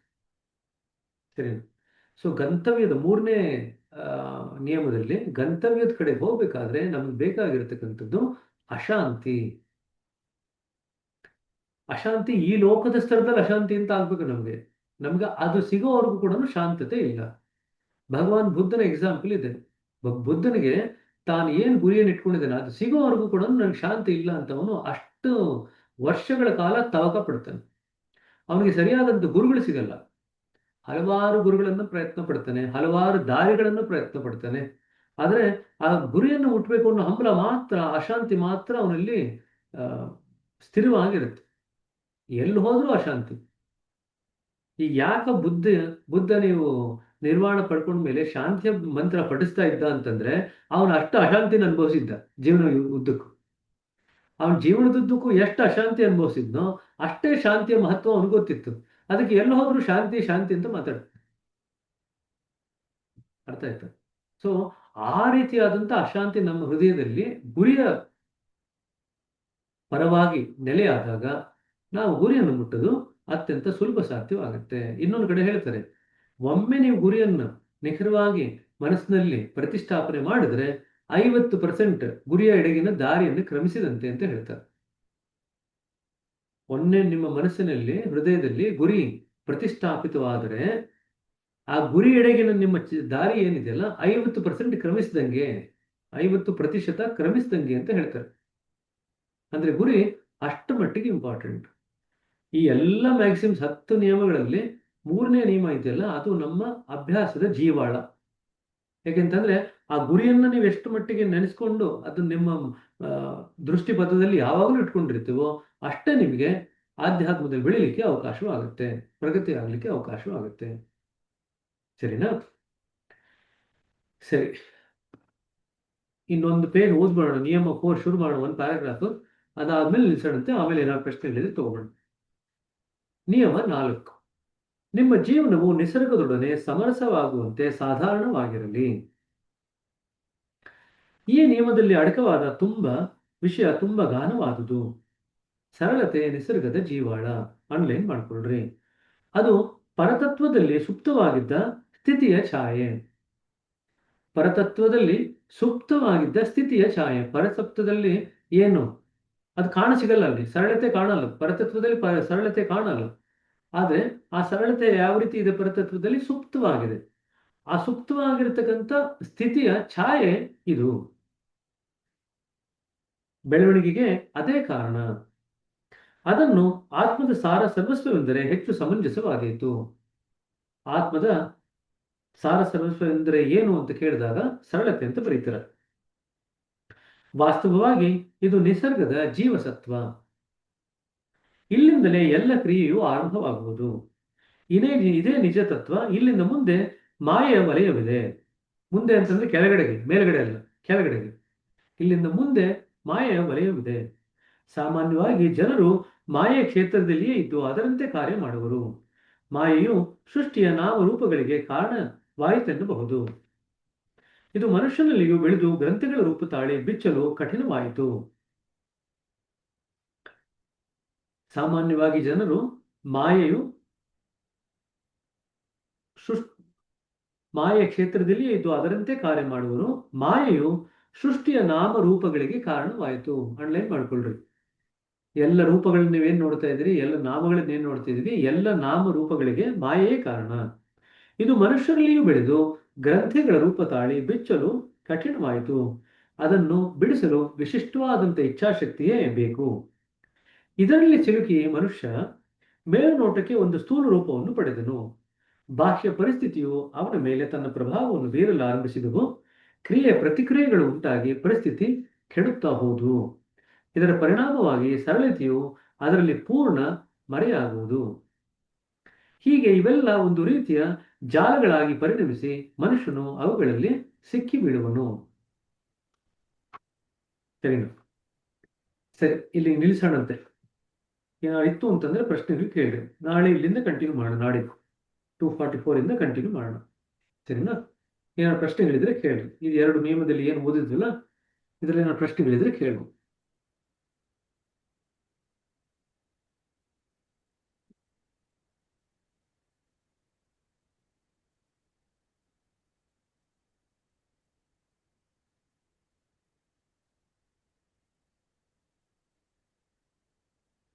ಹೇಳ್ರಿ ಶಿವರಾಜ್. ಬ್ರದರ್ ಶುಭೋದಯ. ಇವಾಗ ಗುರಿ ಬಗ್ಗೆ ನಾವು ಇದು ಮಾಡಬೇಕಾದ್ರೆ ಅದು ಹಂತ ಹಂತವಾಗಿ ಬದಲಾಗ್ತಾ ಬರುತ್ತೆ. ಇವಾಗ ನಾವು ಹೊಸ ಅಭ್ಯಾಸ ಇದಾದಾಗ ನಮ್ಮ ಮೂಲದ ಬಗ್ಗೆ ನಮ್ಗೆ ಅರಿವೇ ಇರೋದಿಲ್ಲ. ಅವಾಗ ನಾವು ಸಣ್ಣ ಸಣ್ಣ ಗುರಿಗಳೇ ನಮ್ಗೆ ದೊಡ್ಡದು ಅನ್ಸ್ಕೊಂಡಿರುತ್ತೆ. ಅವಾಗ ಶಾಂತಿ ನಾವು ಪಡ್ಕೋಬೇಕು ಅನ್ನೋದೇ ನಮ್ಗೆ ಗುರಿ ಆಗಿರುತ್ತೆ. ಅದು ಬಂದ ಮೇಲೆ ನಮ್ಗೆ ಮತ್ತೆ ಸಮಾಧಿ ಪಡ್ಕೋಬೇಕು ಅಥವಾ ಬೇರೆದು ಅನ್ಕೊಂಡ್ ಬರ್ತೀವಿ. ಇವಾಗ ಚಕ್ರಗಳ ಬಗ್ಗೆ ಗೊತ್ತಾದಾಗ ನಾವು 13ನೇ ಚಕ್ರಕ್ಕೆ ಹೋಗ್ಬೇಕು ಅನ್ನೋದೇ ಗುರಿ ಇಟ್ಕೊಂಡ್ ಬಿಟ್ಟಿರ್ತೀವಿ. ಆದ್ರೆ ಬರ್ತಾ ಬರ್ತಾ ಏನಾಗ್ಬಿಡುತ್ತೆ, ಆ ಗುರುಗಳ ಹತ್ರ ಒಂದು ಶರಣಾಗತಿ ಭಾವ ಬಂದ ಮೇಲೆ ಆ 13ನೇ ಪಾಯಿಂಟಿಗೆ ಹೋಗ್ಬೇಕು ಅನ್ನೋದು ನಾವು ಮರ್ತು ಬಿಡ್ತೀವಿ ಅವಾಗ. ಆದ್ರೆ ಯಾವ ತರ ನಾವು ಗುರಿ ಕಡೆಗೆ ಇದು ಮಾಡ್ಕೋಬೇಕನ್ನೋದೇ ನನ್ನ ಪ್ರಶ್ನೆ. ಪರಮಾತ್ಮನೆಡೆಗೆ ಹೋಗ್ಬೇಕು. ಓ ನಾಥ, ನೀನೇ ಮಾನವ ಜೀವನದ ನಿಜವಾದ ಗುರಿ ಅಂತ ಓದ್ತೀವಲ್ವಾ, ಪ್ರೇಯರಲ್ಲಿ ಹೇಳ್ತೀವಲ್ಲ, ಪ್ರಾರ್ಥನೆಯಲ್ಲಿ. ಅದೇ ನಮ್ಮ ನಿಜವಾದಂಥ ಗುರಿ. ನೀವೇನು ಸಮಾಧಿ ಬೇಕು ಅಥವಾ ಶಾಂತಿ ಬೇಕು ಅಥವಾ ಚಕ್ರಗಳಲ್ಲಿ ಪ್ರಯಾಣ ಬೇಕು ಅಂತೆಲ್ಲ ಏನು ಅನ್ಕೊಳ್ತೀವಿ, ಅದು ಯಾವುದು ನಿಜವಾದಂಥ ಗುರಿ ಅಲ್ಲ. ನೀವು ಪರಮಾತ್ಮನ ಹತ್ರ ಹೋಗ್ಬೇಕಾದ್ರೆ ಇವೆಲ್ಲವೂ ತನಗ್ತಾನಾಗೆ ಆಗುತ್ತೆ. ಅಫ್ಕೋರ್ಸ್ ನಮಗೆ ಮೊದಲು ಧ್ಯಾನಕ್ಕೆ ಬಂದಾಗ ಆ ಗುರಿಯ ಬಗ್ಗೆ ಸ್ಪಷ್ಟವಾದಂತ ಒಂದು ದೃಷ್ಟಿ ಇರಲ್ಲ, ಸ್ಪಷ್ಟತೆ ಇರಲ್ಲ ನಮಗೆ. ಅದೇ ನಾವು ಬೆಳೀತಾ ಬೆಳೀತಾ ಧ್ಯಾನದಲ್ಲಿ ನಮಗೆ ಧ್ಯಾನ ಅಂತರ್ಗತ ಆಗ್ತಾ ಆಗ್ತಾ ಧ್ಯಾನದಲ್ಲಿ ಆಧ್ಯಾತ್ಮಿಕ ಪ್ರಯಾಣ ಬೆಳೀತಾ ಬೆಳೀತಾ ನಮಗೆ ಗುರಿ ಸ್ಪಷ್ಟ ಆಗ್ಲಿಕ್ಕೆ ಶುರು ಆಗುತ್ತೆ. ಸರಿನಾ? ಈಗ ನೀವು ಇಲ್ಲಿಂದ ಕೇದಾರ್ನಾಥ್ಗೆ ಹೋಗ್ಬೇಕು. ನೀವು ಇಲ್ಲಿಂದ ಕೇದಾರ್ನಾಥ್ ಏನು ಕಾಣಲ್ಲ ನಿಮ್ಗೆ, ಬಟ್ ಆದ್ರೆ ಕೇದಾರ್ನಾಥ್ ಹೋಗ್ಬೇಕು ಅಂತ ಮನಸ್ಸಲ್ಲಿ ಅನ್ಕೊಂಡಿದ್ದೀರಾ. ಅದಕ್ಕೆ ಬೇಕಾದಂತ ಬಸ್ ಇಟ್ಕೊಂಡ್ರೆ ಅಥವಾ ಟ್ರೈನ್ ಇಟ್ಕೊಂಡ್ರೆ ಅಥವಾ ಪ್ಲೇನ್ ಇಟ್ಕೊಂಡ್ರೆ ಹತ್ರ ಹೋಗ್ತೀರಾ. ಅಲ್ಲಿ ಯಾವ ಇನ್ನೊಂದು ಟ್ಯಾಕ್ಸಿ ಇಟ್ಕೊಂಡ್ರೆ ಅಲ್ಲಿಂದ ಹತ್ರ ಹೋಗ್ಲಿಕ್ಕೆ ಶುರು ಮಾಡ್ತೀರಾ. ಅಲ್ಲಿ ಎದುರುಗಡೆ ಹೋಗ್ತಾ ಇರ್ಬೇಕಾದ್ರೆ ಅಲ್ಲೆಲ್ಲೋ ದೊಡ್ಡ ಬೆಟ್ಟ ಕಾಣುತ್ತೆ. ಅವ್ನು ಹೇಳ್ತಾನೆ ಇದೇ ಕೇದಾರನಾಥ ಅಂತ. ನೀವಿನ್ನೂ ಹೋಗಿಲ್ಲ, ಎದುರುಗಡೆ ಗುರಿ ಇದೆ ಇವಾಗ, ಅಲ್ಲಿವರೆಗೂ ಎದುರುಗಡೆ ಗುರಿನೇ ಹೇಳಿಲ್ಲ. ಹೌದೋ ಇಲ್ಲ? ಅದೇ ರೀತಿಯಾಗಿ ನಾವು ಗುರಿಯ ಹತ್ರ ಹೋಗ್ತಾ ಹೋಗ್ತಾ ಹೋಗ್ತಾ ಗುರಿ ಸ್ಪಷ್ಟವಾಗ್ತಾ ಹೋಗುತ್ತೆ. ಆದ್ರೆ ನಾವು ಶುರು ಮಾಡ್ತಕ್ಕಂಥದ್ದು ಹೇಗೆ ಒಂದು ಸಂಕಲ್ಪ, ನಾ ಕೇದಾರನಾಥಕ್ಕೆ ಹೋಗ್ಬೇಕು ಅನ್ನೋ ಒಂದು ಸಂಕಲ್ಪದಿಂದ ಶುರು ಮಾಡ್ತೀವೋ, ಅದೇ ರೀತಿಯಾಗಿ ನಾನು ಆ ಪರಮಾತ್ಮನ ತತ್ವಕ್ಕೆ ಹೋಗ್ಬೇಕು ಅನ್ನೋ ಗುರಿಯಿಂದ ನಾವು ಶುರು ಮಾಡ್ತೇವೆ. ಅದಕ್ಕೆ ಬೇಕಾಗಿರ್ತಕ್ಕಂಥ ಅಭ್ಯಾಸಗಳು, ಅದಕ್ಕೆ ಬೇಕಾಗಿರ್ತಕ್ಕಂಥ ಸಾಧನಗಳು ಅವೆಲ್ಲವನ್ನೂ ನಾವು ಜೋಡಿಸ್ಕೊಂಡು ನಿರಂತರವಾಗಿ ಅಭ್ಯಾಸ ಮಾಡ್ತಾ ಮಾಡ್ತಾ ಗುರುಗಳ ಒಂದು ಮಾರ್ಗದರ್ಶನದಲ್ಲಿ ಬೆಳೀತಾ ಹೋಗ್ತೀವಿ. ಹಾಗಂತ ಬೆಳೀತಾ ಹೋಗ್ತಿದ್ದಂಗೆನೆ ಕಾಲಕ್ರಮೇಣದಲ್ಲಿ ಆ ಗುರಿ ನಮಗೆ ಸ್ಪಷ್ಟ ಆಗಲ್ಲ ಅಂತಲ್ಲ, ಗುರಿ ನಮಗೆ ಸ್ಪಷ್ಟ ಆಗ್ಲಿಕ್ಕೆ ಶುರು ಆಗುತ್ತೆ. ಹಾಗೆ ಕೇದಾರನಾಥ್ ಎದುರುಗಡೆ ಬೆಟ್ಟ ಕಾಣ್ತಾ ಇದೆಯೋ, ಆದ್ರೆ ಕೇದಾರನಾಥ್ ಬೆಟ್ಟ ಕಂಡಿದ ತಕ್ಷಣ ನೀವು ಕೇದಾರನಾಥ್ ದೇವಸ್ಥಾನದಲ್ಲಿ ಇದ್ದೀರಿ ಅಂತ ಅಲ್ಲ. ಕೇದಾರನಾಥ್ ಬೆಟ್ಟ ಕಾಣ್ತಾ ಇದೆ, ಇನ್ನೂ ಮುಂದಕ್ಕೆ ಹೋಗ್ತಿದ್ದಂಗೆನೆ ಬೇರೆಲ್ಲ ದಾರಿಯೆಲ್ಲ ಕ್ರಮಿಸಿ ಆ ಬೆಟ್ಟನೋ ಮರೆಯಾಯ್ತೇನೋ, ಹಿಂದೆ ಹೊರಟೋಯ್ತೇನೋ ಅನ್ನೋ ಒಂದು ದಾರಿಯನ್ನೂ ಕ್ರಮಿಸಿ ಕಾಲಕ್ರಮೇಣದಲ್ಲಿ ನೀವು ಆ ಕೇದಾರನಾಥದಲ್ಲಿ ಇರತಕ್ಕಂಥ ಆ ದೇವಸ್ಥಾನಕ್ಕೆ ಬರ್ತೀರಾ. ಯಾವ ಒಂದು ಘಟ್ಟವನ್ನು ತಲುಪಬೇಕು ಅಂತ ಅನ್ಕೊಂಡಿದ್ರು ಮನಸ್ಸಿನಲ್ಲಿ, ಆ ಘಟ್ಟವನ್ನು ತಲುಪ್ತೀರಿ. ಸೊ ಕೆಲವೊಮ್ಮೆ ಗುರಿ ಹಿಂದೆ ಸರಿದಂತೆ ಮರೆಮಾಚಿದಂತೆ ಕೂಡ ಆಗತ್ತೆ. ಆ ರೀತಿಯಾದಂಥ ಸನ್ನಿವೇಶಗಳು ಕೂಡ ಬರುತ್ತೆ. ಬಟ್ ಆದರೆ ಓ ನಾಥ ನೀನೇ ಮಾನವ ಜೀವನದ ನಿಜವಾದ ಗುರಿ ಅಂತಿದೆಯಲ್ಲ, ಅದನ್ನು ಮಾತ್ರ ಯಾವತ್ತೂ ಮರಿಬಾರದು. ಓ ನಾಥ ಅಂತಂದ್ರೆ ಅಲ್ಲಿ ಭಗವಂತನೇ, ಭಗವಂತ ನೀನೇ ನಿಜವಾದಂಥ ಗುರಿ. ಅದು ಗುರುವಾಗಿ ಯಾವಾಗ ಮಾರ್ಪಾಡಾಗುತ್ತೆ ಅಂತಂದ್ರೆ, ಗುರುನೇ ಭಗವಂತನ ಪ್ರತಿರೂಪ ಅಂತ ನಮ್ಮ ಹೃದಯಕ್ಕೆ ಯಾವಾಗ ವೇದ್ಯವಾಗುತ್ತೋ, ಮನದಟ್ಟಾಗುತ್ತೋ, ಆಗ ಗುರುಗಳನ್ನೇ ನಾವು ಗುರುಗಳಲ್ಲಿ ಶರಣಾಗತರಾಗಿ ಗುರುಗಳನ್ನೇ ಗುರಿಯಾಗಿ ಇಟ್ಕೊಳ್ತೀವಿ. ಅದು ಕಾಲಕ್ರಮೇಣದಲ್ಲಿ ಆಗುತ್ತೆ. ಬಟ್ ಶುರು ಮಾಡಿದಾಗ ಆ ಪರಮಾತ್ಮ ತತ್ವನೇ, ಹಾಗಾದ್ರೆ ಆ ಪರಮಾತ್ಮ ತತ್ವ ನಮ್ಮಲ್ಲಿ ಅಂಕುರವಾಗ್ತಿದೆ ಅಂತ ಹೇಗೆ ಗೊತ್ತಾಗುತ್ತೆ ಅಂತ ನಮಗೆ ಪ್ರಶ್ನೆ ಬರ್ಬೋದು. ನೀವು ಚಕ್ರಗಳಲ್ಲಿ ಬೇರೆ ಬೇರೆ ಸ್ಥಿತಿಗತಿಗಳೆಲ್ಲ ವ್ಯಕ್ತ ಆಗ್ಲಿಕ್ಕೆ ಶುರು ಆದ್ರೆ ಆ ಪರಮಾತ್ಮ ತತ್ವ ಈಗ ನಿಮ್ಮಲ್ಲಿ ನಿಧಾನವಾಗಿ ಒಂದೊಂದೇ ಸ್ತರದಲ್ಲಿ ಅಂಕುರವಾಗಲಿಕ್ಕೆ ಶುರುವಾಗಿದೆ ಅಂತ. ಅದರಿಂದ ನೀವು ಬೆಳೀತಾ ಬೆಳೀತಾ ಏನಾಗುತ್ತೆ, ನಿಮ್ಮಲ್ಲಿ ಸಾಕಷ್ಟು ಮಟ್ಟಿಗೆ ಬದಲಾವಣೆಗಳು ಬಂದು ಹೋಗುತ್ತೆ. ಈಗ ಶಾಂತಿ ಬಂತು, ಅದೊಂದು ರೀತಿಯಾದಂಥ ಬದಲಾವಣೆ. ಶಾಂತಿ ಭಗವತ್ ಸ್ವರೂಪದ ಒಂದು ಭಾಗ. ನಮ್ಗೆ ಶಾಂತಿನೇ ಸಾಕು ಅಂತ ಅನ್ಕೊಂಡ್ಬಿಟ್ರೆ ನಾವು ಮುಂದಕ್ಕೆ ಹೋಗೋದೇ ಇಲ್ಲ, ನಾವು ಗುರಿಯನ್ನು ಮರೆತು ಹೋದ್ವಿ. ಸೊ ದಾರಿಯಲ್ಲಿ ಎಷ್ಟೊಂದು ಒಳ್ಳೊಳ್ಳೆ ನೋಟಗಳು, ಒಳ್ಳೊಳ್ಳೆ, ಈಗ ಫಾರ್ ಎಕ್ಸಾಂಪಲ್ ಕೇದಾರ್ ಹೋಗ್ಬೇಕಾದ್ರೆ ಒಳ್ಳೊಳ್ಳೆ ದೃಶ್ಯಗಳು ಕಾಣುತ್ತೆ. ಓ ನಂಗೆ ಇಲ್ಲೇ ಚೆನ್ನಾಗಿದೆ ದೃಶ್ಯ, ಇಲ್ಲೇ ಪ್ರಶಾಂತವಾಗಿದೆ, ನಾ ಇಲ್ಲೇ ಇದ್ದು ಬಿಡ್ತೀನಿ ಅಂತ ಹೇಳಿದ್ರೆ ನೀವು ಗುರಿಯನ್ನು ಮುಟ್ಟಲ್ಲ. ನಮ್ಮ ಹಿಂದಿನ ದಾರ್ಶನಿಕರಿಗೆ ಬಹಳಷ್ಟು ಜನರಿಗೆ ಈ ರೀತಿ ತೊಂದರೆ ಆಗಿತ್ತು. ಅವ್ರ ಗುರಿಯನ್ನ ಸ್ಪಷ್ಟವಾಗಿ ಮನಸ್ಸಿನಲ್ಲಿ ಇಟ್ಕೊಳ್ಳದೆ ಇದ್ದಿದ್ರಿಂದ ಮಧ್ಯದಲ್ಲೇ ಎಲ್ಲೋ ಒಂದು ಕಡೆ ಸಿಕ್ಕಾಕೊಂಡು ನಾವು ಗುರಿಯನ್ನು ಮುಟ್ವಿ, ಇದೇ ಸರ್ವಸ್ವ ಅಂತ ಅನ್ಕೊಂಡ್ಬಿಟ್ರು. ಅದಕ್ಕೆ ಅವ್ರು ಮೊದಲನೇ ಭಾಗದಲ್ಲಿ ಎಚ್ಚರಿಕೆ ಕೊಟ್ಟಿದ್ದು, ನಾವು ಗುರಿ ಅನ್ನೋದು ಅತ್ಯಂತ ಉನ್ನತ ಸ್ತರದ ಗುರಿಯನ್ನು ಇಟ್ಕೋಬೇಕು. ಒಬ್ಬ ಮನುಷ್ಯನಿಗೆ ಇಟ್ಕೊಳ್ತಕ್ಕಂಥ ಅತ್ಯಂತ ಉನ್ನತ ಮಟ್ಟದ ಗುರಿಯನ್ನು ನಾವು ಇಟ್ಕೋಬೇಕು ಅಂತ ಹೇಳ್ತಾರೆ. ಅದೇ ಮನುಷ್ಯನ ಕರ್ತವ್ಯ ಅಂತ ಕೂಡ ಬರೆದಿದ್ದಾರೆ 2ನೇ ಪುಟದಲ್ಲಿ, 3ನೇ ಮ್ಯಾಗಝಿನ್ ಅಲ್ಲಿ. ಅದನ್ನು ನಾವು ಗುರಿಯಾಗಿ ಇಟ್ಕೊಂಡಾಗ ಕಾಲಕ್ರಮೇಣದಲ್ಲಿ ಅದಕ್ಕೆ ಬೇಕಾಗಿರತಕ್ಕಂಥ ಅಶಾಂತಿಯನ್ನು ಕೂಡ ನಾವೇ ಸೃಷ್ಟಿ ಮಾಡ್ಕೋಬೇಕು ಗುರಿ ಎಡೆಗೆ ಹೋಗ್ಬೇಕು ಅಂತ. ಅಶಾಂತಿ ಇಲ್ಲದೆ ಇದ್ರೆ ನಾವು ಗುರಿ ಎಡೆಗೆ ಹೋಗ್ಲಿಕ್ಕೆ ಆಗಲ್ಲ. ನಾವೆಲ್ಲಿದ್ದು ಅಲ್ಲೇ ಹೋಗ್ತೀವಿ. ಗುರಿ ಎಡೆಗೆ ಹೋಗ್ಬೇಕು ಅಂತ ಅಶಾಂತಿ ಇರಬೇಕು. ಆ ಗುರಿ ಎಡೆಗೆ ಹೋದಾಗ, ಗುರಿಯನ್ನು ತಲುಪಿದಾಗ ಅದರ ಪ್ರಭಾವಕ್ಕೆ ನಾವು ಒಳಗಾಗಿ ಅದರ ಪ್ರಭಾವದಿಂದ ನಮ್ಮ ಜೀವನ ಮಾರ್ಪಾಡಾಗುತ್ತೆ. ಅದು ನಿಜ ಜೀವನ ಅಂತ ಹೇಳ್ತೀವಿ. ಸರಿನಾ? ಸೊ ಇದೆಲ್ಲ ಸ್ತರಗಳು ಅಂತ ಏನು ಹೇಳಿದ್ವಲ್ಲ, ಶಾಂತಿ ಇರ್ಬೋದು ಅಥವಾ ಬೇರೆ ಬೇರೆ ಚಕ್ರಗಳಲ್ಲಿ ಬರ್ತಕ್ಕಂಥ ಸ್ಥಿತಿಗತಿಗಳಿರ್ಬೋದು, ಇವೆಲ್ಲ ದಾರಿನಲ್ಲಿ ಬರ್ತಕ್ಕಂಥ ಒಂದು ಹಂತಗಳಷ್ಟೇ. ಅದು ಯಾವುದೂ ನಮ್ಮ ಗುರಿ ಅಲ್ಲ. ದಾರಿನಲ್ಲಿ ನಮಗೆ ಬರ್ತಕ್ಕಂಥ ಹಂತಗಳು, ಹೋಗಿ ಇವನ್ನ ಹಿಂದವ್ರು ಹೀಗಿದ್ದವನು ಹೀಗಾಗಿದ್ದೀನಿ, ಅದು ನಮಗೆ ಹಂಬಲ ಜಾಸ್ತಿ ಮಾಡಬೇಕು. ಹಾಗಾದ್ರೆ ನಾನು ಪ್ರಗತಿ ಆಗ್ತಾ ಇದ್ದೀನಿ, ಗುರಿ ಎಡೆಗೆ ಹೋಗ್ತಾ ಇದ್ದೀನಿ, ಗುರಿ ಎಡೆಗೆ ಹೋಗ್ತಿದ್ದೀನಿ ಅಂತಂದ್ರೆ ಗುರಿ ನಮ್ಮ ಎದುರುಗಡೆ ಇತ್ತು ಅಂತಂದ್ರೆ ಇನ್ನೂ ವೇಗವಾಗಿ ಹೋಗ್ಬೇಕು ಅಂತ ಅನಿಸುತ್ತೆ ಅಲ್ವಾ? ಬೆಂಗಳೂರಿಂದ ಮೈಸೂರಿಗೆ ಹೋಗ್ತಾ ಇದ್ದೀರಿ, ಇನ್ನು ಮೈಸೂರು ಕಾಣ್ತಾ ಇಲ್ಲ ನಿಮಗೆ, ಮೈಸೂರು ದೂರದಲ್ಲಿ ಎಲ್ಲೋ ಇದೆ ಅಂತ ತೋರಿಸುತ್ತೆ ಮ್ಯಾಪ್. ಮೈಸೂರು ಹೋಗ್ತಾ ಇದ್ದೀರಾ, ನೀವು ಮೈಸೂರು ಹೋಗ್ಬೇಕಾದ್ರೆ ದಾರಿನಲ್ಲಿ ಏನಾಗುತ್ತೆ, ಮೊದಲು ಬಿಡದಿ ಬರುತ್ತೆ. ಬಿಡದಿ ಬಂದಾಗ ಹೋಗಿ ಒಂದಿಷ್ಟು ಸ್ವಲ್ಪ ಮಟ್ಟಿಗೆ ಕ್ರಮಿಸಿದ್ದೀನಿ ಅಂತ ಅನಿಸುತ್ತೆ. ಇನ್ನೊಂದು ಚೂರು ಮುಂದಕ್ಕೆ ಹೋದಾಗ ನಿಮಗೆ ಚನ್ನಪಟ್ಟಣ ಬರುತ್ತೆ, ರಾಮನಗರ ಬರುತ್ತೆ, ಆಮೇಲೆ ಚನ್ನಪಟ್ಟಣ ಬರುತ್ತೆ. ಅದೆಲ್ಲ ಬರ್ತಾ ಬರ್ತಾ ಏನಾಗುತ್ತೆ, ನಮಗೆ ಗುರಿಯನ್ನು ತಲುಪಬೇಕು ಅನ್ನೋ ಒಂದು ಹಂಬಲ ಜಾಸ್ತಿ ಆಗ್ತಾ ಹೋಗುತ್ತೆ. ಈಗ ಮೈಸೂರು ಹತ್ರ ಬರ್ತಾ ಇದೆ ಅಂತ ನಮ್ಗೆ ಗೊತ್ತಾಗತ್ತಲ್ವಾ? ಅದೇ ರೀತಿಯಾಗಿ ಪ್ರತಿ ಚಕ್ರದಲ್ಲಿ ಬರ್ತಕ್ಕಂಥ ಸ್ಥಿತಿಗತಿಗಳಿದೆಯಲ್ಲ, ಅದು ನಮಗೆ ನಾವು ಗುರಿಯೆಡೆಗೆ ನಾವು ಬೆಳೀತಾ ಇದ್ದೀವಿ, ಧಾವಿಸ್ತಾ ಇದ್ದೀವಿ ಅನ್ನೋದನ್ನ ಇಂಡಿಕೇಟ್ ಮಾಡುತ್ತೆ.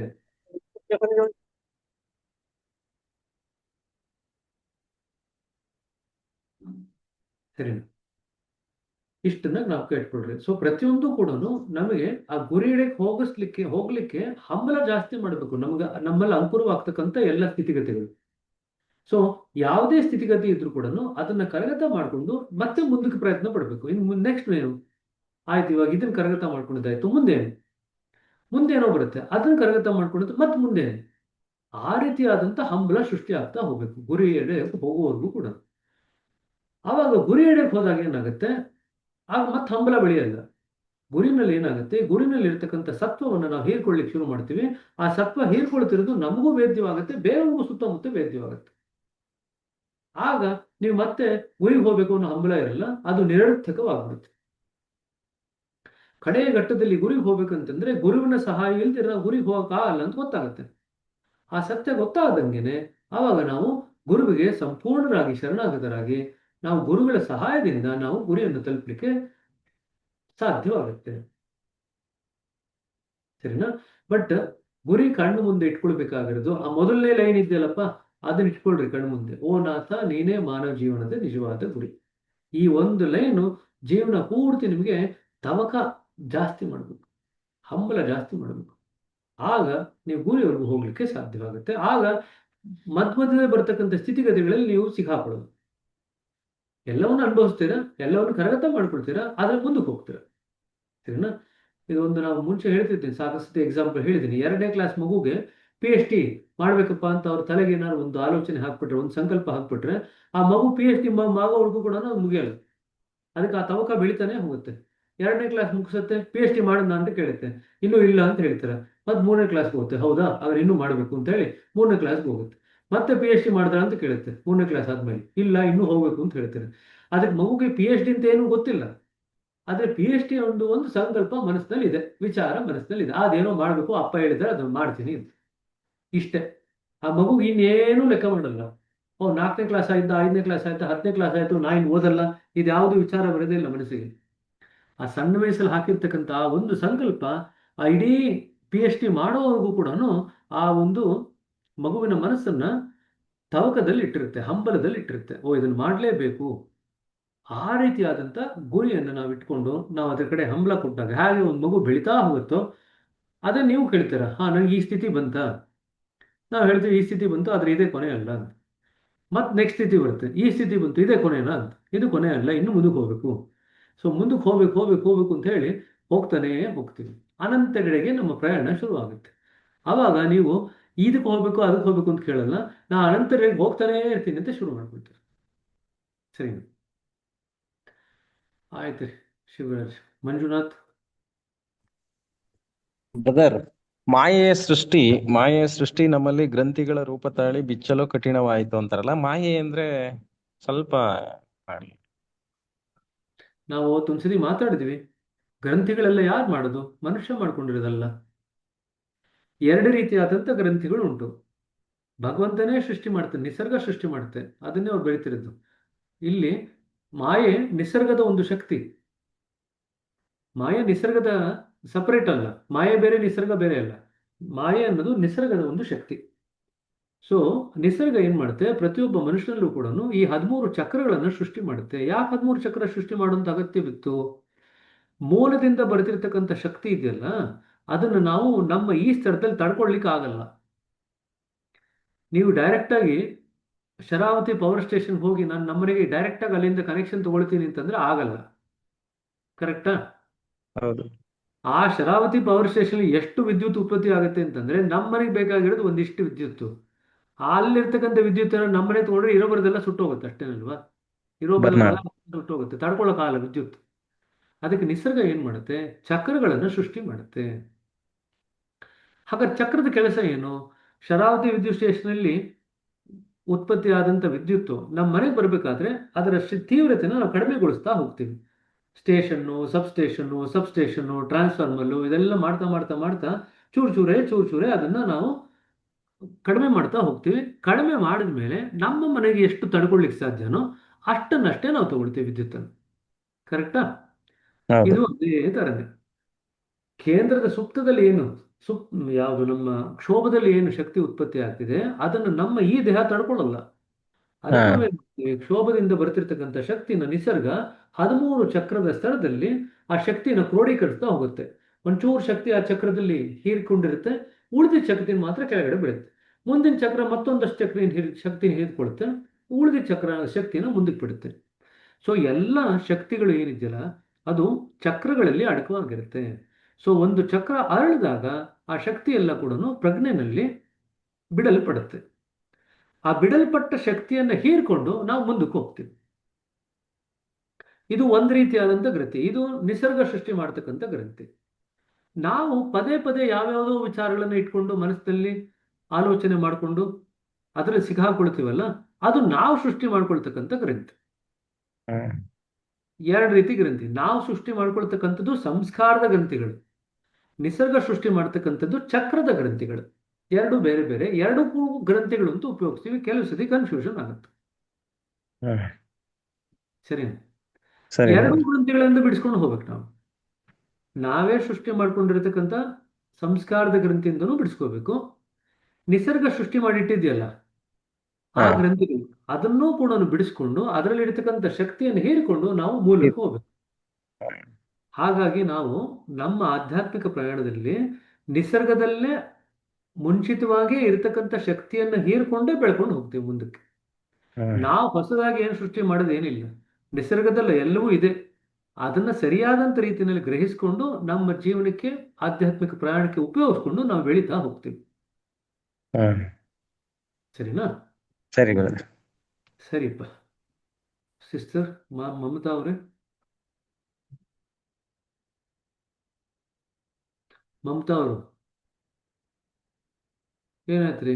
ಮಮತಾ ಅವರು ಮ್ಯೂಟ್ ಇದಾಗ್ಬಿಟ್ಟಿದ್ದಾರೆ, ಫ್ರೀಸ್ ಆಗ್ಬಿಟ್ಟಿದ್ದಾರೆ. ಆಯ್ತು, ಗೀತಾ ಅವ್ರು ನೀವು ಕೇಳ್ರಿ. ನಮಸ್ತೆ. ಅದೇ ಚಕ್ರಗಳ ಬಗ್ಗೆನೇ ಕೇಳೋಣ ಅನ್ಕೊಂಡೆ ನಾನು. ಚಕ್ರದ ಹೆಂಗ್ ಕ್ಲೀನ್ ಮಾಡ್ಕೋತೀವಿ ಅಥವಾ ನಮ್ ಸಂಸ್ಕಾರ ಹೆಂಗ್ ಕ್ಲೀನ್ ಮಾಡ್ಕೋತಿದೀವಿ ಅಂತ ನಮ್ಗೆ ಹೆಂಗ್ ಗೊತ್ತಾಗತ್ತೆ ಅಂದ್ರೆ, ನಾವು ಬದಲಾವಣೆ ಆಗ್ತಾ ಹೋಗ್ತಿರ್ತೀವಲ್ಲ, ಅದ್ರನ್ನ ನಾವು ಅಬ್ಸರ್ವ್ ಮಾಡ್ಕೊಂಡು ಹೋಗ್ಬೋದಾಗ್ತದೆ. ನೀವು ಬೆಳೀತಾ ಬೆಳೀತಾ ಹಗುರತೆ ಅನುಭವ ಆಗುತ್ತೆ. ಬೆಳೀತಾ ಬೆಳೀತಾ ಒಂದು ಹಂತದಲ್ಲಿ ಶಾಂತತೆ ಅನುಭವ ಆಗುತ್ತೆ. ಬೆಳೀತಾ ಬೆಳೀತಾ ಮಿತತ್ವದ ಅನುಭವ ಆಗುತ್ತೆ. ಬೆಳೀತಾ ಬೆಳೀತಾ ಸಮತ್ವದ ಅನುಭವ ಆಗುತ್ತೆ. ಇವೆಲ್ಲವೂ ಆಗ್ತಾ ಇದೆ ಅಂತಂದ್ರೆ ನಿಮಗೆ ಆಧ್ಯಾತ್ಮಿಕವಾಗಿ ನೀವು ಬೆಳೀತಾ ಇದ್ದೀರಾ. ಹಾಗಾದ್ರೆ ಇವೆಲ್ಲ ಯಾಕೆ ಮುಂಚೆ ಇರಲಿಲ್ಲ ಅಂತಂದ್ರೆ, ಸಂಸ್ಕಾರಗಳ ಭಾರದಿಂದ ಇರಲಿಲ್ಲ. ಸಂಸ್ಕಾರ ಜಾಸ್ತಿ ಇತ್ತು, ಭಾರ ಅಂತ ಅನಿಸೋದು. ಮಿತತ್ವ ಇರ್ತಿರ್ಲಿಲ್ಲ, ಎಲ್ಲದರಲ್ಲೂ ಅತಿರೇಕಕ್ಕೆ ಹೋಗ್ತಿದ್ವಿ. ಸಮತ್ವ ಇರ್ತಿರ್ಲಿಲ್ಲ, ಬ್ಯಾಲೆನ್ಸ್ ಇರ್ತಿಲ್ಲ ಯಾವುದರಲ್ಲೂ ಕೂಡ. ಶಾಂತತೆ ಇರಲಿಲ್ಲ, ಯಾವಾಗಲೂ ಅಶಾಂತಿಯಿಂದ ಕೂಡಿರ್ತಿದ್ವಿ. ಯಾವುದು ಲೌಕಿಕ ವಿಚಾರಗಳೇ ಅಶಾಂತಿಯನ್ನು ಬೆಳೆಸ್ಕೊಂಡಿದ್ವಿ. ಈಗ ನಾವು ಅದೇ ವಿಚಾರವನ್ನ ಅಲೌಕಿಕ ವಿಚಾರ ಅಂದ್ರೆ ಅಲೌಕಿಕ ಗುರಿಯೆಡೆಗೆ ನಾವು ಅದೇ ಅಶಾಂತಿಯನ್ನು ತಿರುಗಿಸಿದಾಗ ಏನಾಗುತ್ತೆ, ಇವೆಲ್ಲ ಕೂಡ ತನಗೆ ತಾನಾಗೆ ಪ್ರಕಟ ಆಗಲಿಕ್ಕೆ ಶುರು ಆಗುತ್ತೆ. ಇವೆಲ್ಲ ದೈವಿ ಗುಣಗಳು. ನಾವು ದೈವತ್ವದ ಎಡೆಗೆ ಹೋಗ್ತಾ ಇದೀವಿ ಅಂತ ನಮ್ಗೆ ಹೆಂಗೆ ಗೊತ್ತಾಗುತ್ತೆ ಅಂತಂದ್ರೆ, ದೈವಿ ಗುಣಗಳು ನಮ್ಮಲ್ಲಿ ಅಂಕುರವಾಗ್ಲಿಕ್ಕೆ ಶುರು ಆಗುತ್ತೆ. ಆಗ ನಾವು ದೈವತ್ವದ ಎಡೆಗೆ ಹೋಗ್ತಾ ಇದೀವಿ ಅಂತ ನಮಗೂ ಗೊತ್ತಾಗುತ್ತೆ, ಬೇರೆಯವ್ರಿಗೂ ಗೊತ್ತಾಗುತ್ತೆ. ಸರಿ, ಆಯ್ತು ರೀ. ಮಮತಾ ಅವರು. ಬ್ರದರ್ ನಮಸ್ತೆ ಬ್ರದರ್. 238 ಪೇಜ್ ನಂಬರು ಅಲ್ಲಿ ದೈವಿ ಪ್ರವಾಹದಲ್ಲಿ ಇರುವುದಿಲ್ಲವೆಂಬ ಮಾತನ್ನು ಜನರು ಒಪ್ಪಲಾರರು. ಖನಿಜಗಳು, ಸಸ್ಯಗಳು ಹಾಗೂ ಪ್ರಾಣಿ ವರ್ಗ ಇವೆಲ್ಲ ದೈವಿ ಸೃಷ್ಟಿ ಆಗಿದ್ದರೂ ಎಲ್ಲವುಗಳಲ್ಲಿ ಜೀವವಿರುವುದಿಲ್ಲ ಅಂದ್ರೆ ಏನು ಬ್ರದರ್? ಜೀವ ಇರುವುದಿಲ್ಲ ಅಂದ್ರೆ ಜೀವ ಇರಲ್ಲ ಅಂತಂದ್ರೆ ಏನಾಗುತ್ತೆ ಅಂತಂದ್ರೆ, ದೈವಿ ಪ್ರವಾಹ ಮೇಲ್ಗಡೆಯಿಂದ ಕೆಳಗಡೆ ಬರೋಷ್ಟೊತ್ತಿಗೆ ಅದರಲ್ಲಿ ಇರತಕ್ಕಂಥ ಜೀವಸತ್ವ ಇದೆಯಲ್ಲ, ಜೀವಸತ್ವ ಕಡಿಮೆ ಆಗ್ತಾ ಹೋಗುತ್ತೆ. ಯಾವ ಹಂತಕ್ಕೆ ಹೋಗುತ್ತೆ ಅಂತಂದ್ರೆ, ನೀವು ಕಲ್ಲು ಮಣ್ಣುಗಳಲ್ಲಿ ಜೀವನ ಇಲ್ಲ ಅಂತ ಹೇಳ್ತೀರಾ, ಕಲ್ಲು ಮಣ್ಣಲ್ಲಿ, ಕರೆಕ್ಟಾ? ಆದರೆ ನೀವು ಮಣ್ಣನ್ನೇ ಉಳಿಮೆ ಮಾಡಿದ್ರು ಅಲ್ವ, ಹೌದು. ಮಣ್ಣಲ್ಲಿ ಎಲ್ಲ ಬೆಳೆಸದ್ದು, ಹ್ಮ್ ಉಳಿಮೆ ಮಾಡೋದು ಎಲ್ಲಿ? ಮಣ್ಣಲ್ಲೇ ಉಳಿಮೆ ಮಣ್ಣು. ಮಾಡೋದು. ಹಾಗಾದ್ರೆ ಜೀವ ಇಲ್ಲ ಅಂತನಾ? ಜೀವ ಇಲ್ದಿರೋ ಜೀವ ಬರ್ತಾ ಇದೆಯಾ? ಇಲ್ಲ, ಜೀವ ಇದೆ. ಅಂದ್ರೆ ಸುಪ್ತವಾಗಿರುತ್ತೆ. ಒಂದು ಸ್ತರದಿಂದ ನೋಡಿದಾಗ ಅದ್ರಲ್ಲಿ ಜೀವತ್ವನೇ ಇಲ್ಲ ಅಂತ ಅನಿಸುತ್ತೆ. ಆದ್ರೆ ಅದಕ್ಕೆ ಸರಿಯಾದಂತ ಒಂದು ಪರಿಸ್ಥಿತಿ ನಿರ್ಮಾಣ ಆದಾಗ ಅದರಲ್ಲಿ ಇರ್ತಕ್ಕಂಥ ಜೀವತ್ವ ಪ್ರಕಟ ಆಗತ್ತೆ. ಅದನ್ನ ಏನ್ ಹೇಳ್ತಾ ಇದ್ದಾರೆ, ಈಗ ಕಲ್ಲು ಮಣ್ಣು ಅದರಲ್ಲಿ ಜೀವತ್ವ, ಮನುಷ್ಯನಲ್ಲಿ ಜೀವತ್ವ ಸಾಕಷ್ಟು ಪ್ರಕಟವಾಗಿದೆ. ವೈವಿಧ್ಯವಾಗಿ ಪ್ರಕಟವಾಗಿದೆ. ಪ್ರಾಣಿ ಪಕ್ಷಿಗಳಲ್ಲಿ, ಗಿಡ ಮರಗಳಲ್ಲಿ ಸ್ವಲ್ಪ ಕಡಿಮೆ ಮಟ್ಟದಲ್ಲಿ ಪ್ರಕಟವಾಗಿದೆ. ಅದೇ ಕಲ್ಲು ಮಣ್ಣುಗಳಲ್ಲಿ ಇನ್ನೂ ಕಡಿಮೆ ಮಟ್ಟದಲ್ಲಿ ಸುಪ್ತಾವಸ್ಥೆಯಲ್ಲಿ ಪ್ರಕಟವಾಗಿದೆ. ಅಷ್ಟೇ ಅವರು ಅದನ್ನು ಹೇಳ್ತಾ ಇರೋದು. ಸೊ ನಾವು ದೈವಿ ಧಾರೆಯ ಎಡೆಗೆ, ಆ ಮೂಲದ ಎಡೆಗೆ ನಾವು ಹೋಗ್ತಾ ಇದ್ರೆ ನಮ್ಮ ಜೀವನದಲ್ಲಿ ಜೀವತ್ವ ಅನ್ನೋದು ಜಾಸ್ತಿ ಪ್ರಕಟ ಆಗಲಿಕ್ಕೆ ಶುರು ಆಗುತ್ತೆ. ಪರಿಪೂರ್ಣವಾದಂಥ ಜೀವನ ಮಾಡ್ತೀವಿ. ಪರಿಪೂರ್ಣವಾದಂಥ ಜೀವನನ ನಾವು ಸಾರ್ಥಕ ಜೀವನ ಅಂತ ಕರಿತೀವಿ. ಸಾರ್ಥಕ ಜೀವನ ಅಂತಂದ್ರೆ ಪರಿಪೂರ್ಣವಾದಂಥ ಜೀವನ. ಹಾಗಾದ್ರೆ ಪರಿಪೂರ್ಣವಾದಂಥ ಜೀವನ ಅಂದ್ರೆ ಏನು ಅಂತಂದ್ರೆ ಅದರಲ್ಲಿ ಜೀವಸತ್ವದಿಂದ ಕೂಡಿದಂಥ ಜೀವನ. ಅದರಲ್ಲಿ ಒಂದು ಕ್ಷಣನೂ ಬೋರ್ಡಮ್ ಅನ್ನೋದಿಲ್ಲ. ಒಂದು ಕ್ಷಣನೂ ಅಯ್ಯೋ ಹಂಗೆ ಹಿಂಗೆ ಅಂತ ಏನು ಕೊರಗೋದಿಲ್ಲ. ನಕಾರಾತ್ಮಕ ಭಾವನೆ ಇಲ್ಲ. ಪರಿಪೂರ್ಣವಾದಂಥ ಜೀವನದಲ್ಲಿ ಯಾವಾಗಲೂ ಕೂಡ ಖುಷಿ ಖುಷಿಯಾಗಿ, ಸಂತೋಷವಾಗಿ, ತಮಗೂ ಆಧ್ಯಾತ್ಮಿಕ ಪ್ರಯಾಣ ಮಾಡ್ಕೊಳ್ತಾ ಇತರಿಗೂ ಸಹಾಯ ಮಾಡ್ತಾ ಅವರು ಜೀವನ ಮಾಡ್ತಾರೆ. ಅದನ್ನು ನಾವು ಪರಿಪೂರ್ಣ ಜೀವನ ಅಂದ್ರೆ ಜೀವಸತ್ವದಿಂದ ಕೂಡಿರತಕ್ಕಂಥ ಜೀವನ ಅಂತ ಹೇಳ್ತೀವಿ. ಈ ಜೀವಸತ್ವ ಎಲ್ಲಿ ಜಾಸ್ತಿ ಪ್ರಕಟ ಆಗುತ್ತೆ? ನಾವು ದೈವಿ ಧಾರೆಗಳು ಎಲ್ಲಿ ಶುರು ಆಗುತ್ತಲ್ವಾ, ಅದರ ಮೂಲದ ಎಡೆಗೆ ನಾವು ಹೋಗ್ತಿದ್ದಂಗೆನೆ ಈ ಜೀವಸತ್ವ ನಮ್ಮಲ್ಲಿ ಹೆಚ್ಚು ಪ್ರಕಟ ಆಗ್ಲಿಕ್ಕೆ ಶುರು ಆಗುತ್ತೆ. ಸರಿನಾ? ಈಗ ಒಬ್ರು ಖುಷಿ ಆಗಿದ್ದಾರೆ, ಇನ್ನೊಬ್ರು ತಲೆ ಮೇಲೆ ಏನೋ ಕಣ್ಣು ಬಿದ್ದಂಗೆ ಆಗಿದೆ, ಹಿಂಗ್ ಕೂತ್ಕೊಂಡಿದ್ದಾರೆ, ಯಾವಾಗಲೂ ಹಿಂಗ್ ಕೂತಿರ್ತಾರೆ. ಯಾರಲ್ಲಿ ಜೀವಸತ್ವ ಜಾಸ್ತಿ ಪ್ರಕಟ ಆಗಿದೆ ಅಂತ ಹೇಳ್ತೀರಾ? ಖುಷಿಯಾಗಿರ್ತಾರಲ್ಲ ಅವ್ರ ಹತ್ರ ಜೀವಸತ್ವ ಇರುತ್ತೆ. ಹೌದು. ನಮ್ ಡಿಪ್ರೆಷನ್ ಪೇಷಂಟ್ಸ್ ಏನಾಗಿರುತ್ತೆ? ಏನು ಕೆಲಸಕ್ಕೆ ಆಸಕ್ತಿ ಇಲ್ಲ, ಯಾವ ಕೆಲಸನೂ ಮಾಡಲ್ಲ ಅಂತಾರೆ, ಒಂದೇ ಕಡೆ ಕೂತಿರ್ತಾರೆ, ಯಾವಾಗ್ಲೂ ಮಲ್ಕೊಂಡಿರ್ತಾರೆ. ಎಲ್ಲಿ ಜೀವಸತ್ವ ಪ್ರಕಟ ಆಗ್ತಿದೆ? ಜೀವಸತ್ವ ಪ್ರಕಟ ಆಗ್ತಿದೆ ಅಂತಂದ್ರೆ ಜೀವನನ ಲವಲವಿಕೆಯಿಂದ, ಹುರುಪಿನಿಂದ ಮಾಡ್ಬೇಕು, ಉತ್ಸಾಹದಿಂದ ಮಾಡ್ಬೇಕು. ಆ ಉತ್ಸಾಹ ತಮ್ಮಲ್ಲೂ ಇರಬೇಕು, ಬೇರೆಯವ್ರನ್ನೂ ಅದು ಹಚ್ಚಬೇಕು ಅಲ್ವಾ? ಇದು ಯಾವುದು ಇಲ್ಲದೆ ಇದ್ರೆ ಏನ್ ಪ್ರಯೋಜನ ಅಲ್ವಾ? ಹಾಗಾಗಿ ಅವ್ರು ಆ ರೀತಿ ಯಾವಾಗಲೂ ಮಲ್ಕೊಂಡಿರತಕ್ಕ ಜೀವನ ಮಾಡ್ತು ಅಂತಂದ್ರೆ ಪ್ರಾಣಿಗಳ ತರ ಜೀವನ ಮಾಡ್ದಂಗಲ್ವಾ? ಪ್ರಾಣಿಗಳು ಅಷ್ಟೇ, ತಿನ್ನತ್ತೆ ಮಾಲ್ಕೊಳುತ್ತೆ, ತಿನ್ನತ್ತೆ ಮಾಲ್ಕೊಳುತ್ತೆ, ಅಷ್ಟೇ ಮಾಡುದು. ಮನುಷ್ಯನು ಅಷ್ಟೇ ಮಾಡ್ತು ಅಂತಂದ್ರೆ ಅದೇ ಸ್ತರದ ಜೀವನ ಮಾಡ್ತಾ ಇದೀವಿ ಅಂತ ಹೇಳ್ತೀರಿ. ಅಂದ್ರೆ ಆ ದೈವತ್ವ ಅನ್ನೋದು ಈಗ ಸುಪ್ತಾವಸ್ಥೆಗೆ ಹೊರಟೋಗುತ್ತೆ. ನಮ್ಗೆ ಎರಡು ರೀತಿ ಜೀವನ ಮಾಡ್ಬೋದು. ದೈವತ್ವ ಪ್ರಕಟ ಆಗುವಂತ ರೀತಿಯಲ್ಲಿ ಜೀವನ ಮಾಡ್ಬೋದು, ದೈವತ್ವನ ಸುಪ್ತಾವಸ್ಥೆ ಕಳಿಸುವಂತ ರೀತಿಯಲ್ಲಿ ಜೀವನ ಮಾಡ್ಬೋದು. ಆಯ್ಕೆ ಮಾಡ್ಬೇಕಾಗಿರೋದು ನಮ್ಮ ಕೆಲಸ. ಸರಿ. ಸೊ ಎಲ್ಲರೂ ಕೂಡ ಖುಷಿಯಾಗಿ ಅಡಿಗೆ ಎಲ್ಲ ಮಾಡ್ಕೊಂಡ್ಬಂದು ನೀವು ಸತ್ಸಂಗಲ್ಲಿ ತಿಂಡಿ ಎಲ್ಲ ಶೇರ್ ಮಾಡ್ತು ಅಂತಂದ್ರೆ ಆ ದೈವತ್ವ ಪ್ರಕಟ ಆಗ್ಲಿಕ್ಕೆ ನೀವು ಒಂದು ಅವಕಾಶ ಮಾಡ್ಕೊಂಡಂಗೆ ಆಗುತ್ತೆ ಅಲ್ವಾ? ಈಗೆಲ್ಲ ನಾವು ಬೆಂಗಳೂರೆಲ್ಲ ತುಂಬಾ ಯಾರು ಅಡಿಗೆ ಮಾಡ್ಕೊಂಡ್ ಬರಲ್ಲ. ಬನ್ನಿ ನೀವು ಊರಿಗೆ ಹೋಯ್ತು ಅಂತಂದ್ರೆ ಮಾಡ್ತಾರೆ ಪಾಪ. ಬೇರೆ ಬೇರೆ ಸಣ್ಣ ಸಣ್ಣ ಊರುಗಳಲ್ಲಿ ಕೇಂದ್ರಗಳಿರುತ್ತಲ್ಲ, ಅಲ್ಲೆಲ್ಲ ಅವ್ರು ಮಾಡ್ತಾರೆ. ಬೆಂಗಳೂರಲ್ಲಿ ಸಬ್ ಸೆಂಟ್ರಲ್ಲಿ ಏನಾದ್ರು ಪ್ರೋಗ್ರಾಮ್ ಮಾಡ್ಬೇಕಂತಂದ್ರೆ ಆರ್ಡರ್, ಸ್ವಿಗ್ಗಿನೋ ಝೊಮ್ಯಾಟೋನೋ ಆರ್ಡರ್ ಮಾಡಿಬಿಟ್ರೆ ತರ್ಸಪ್ಪ ಒಂದಿಷ್ಟು, ಒಂದು 40 ಇಡ್ಲಿ ತರ್ಸಪ್ಪ ಅಂತ ಹೇಳಿದ್ರೆ ಆರ್ಡರ್ ಮಾಡಿ ತರಿಸ್ಬಿಡ್ತಾರೆ. ಅಲ್ಲಿ ದೈವತ್ವ ಪ್ರಕಟ ಆಗ್ಲಿಕ್ಕೆ ಎಲ್ಲಿ ಉಂಟು ನಿಮಗೆ?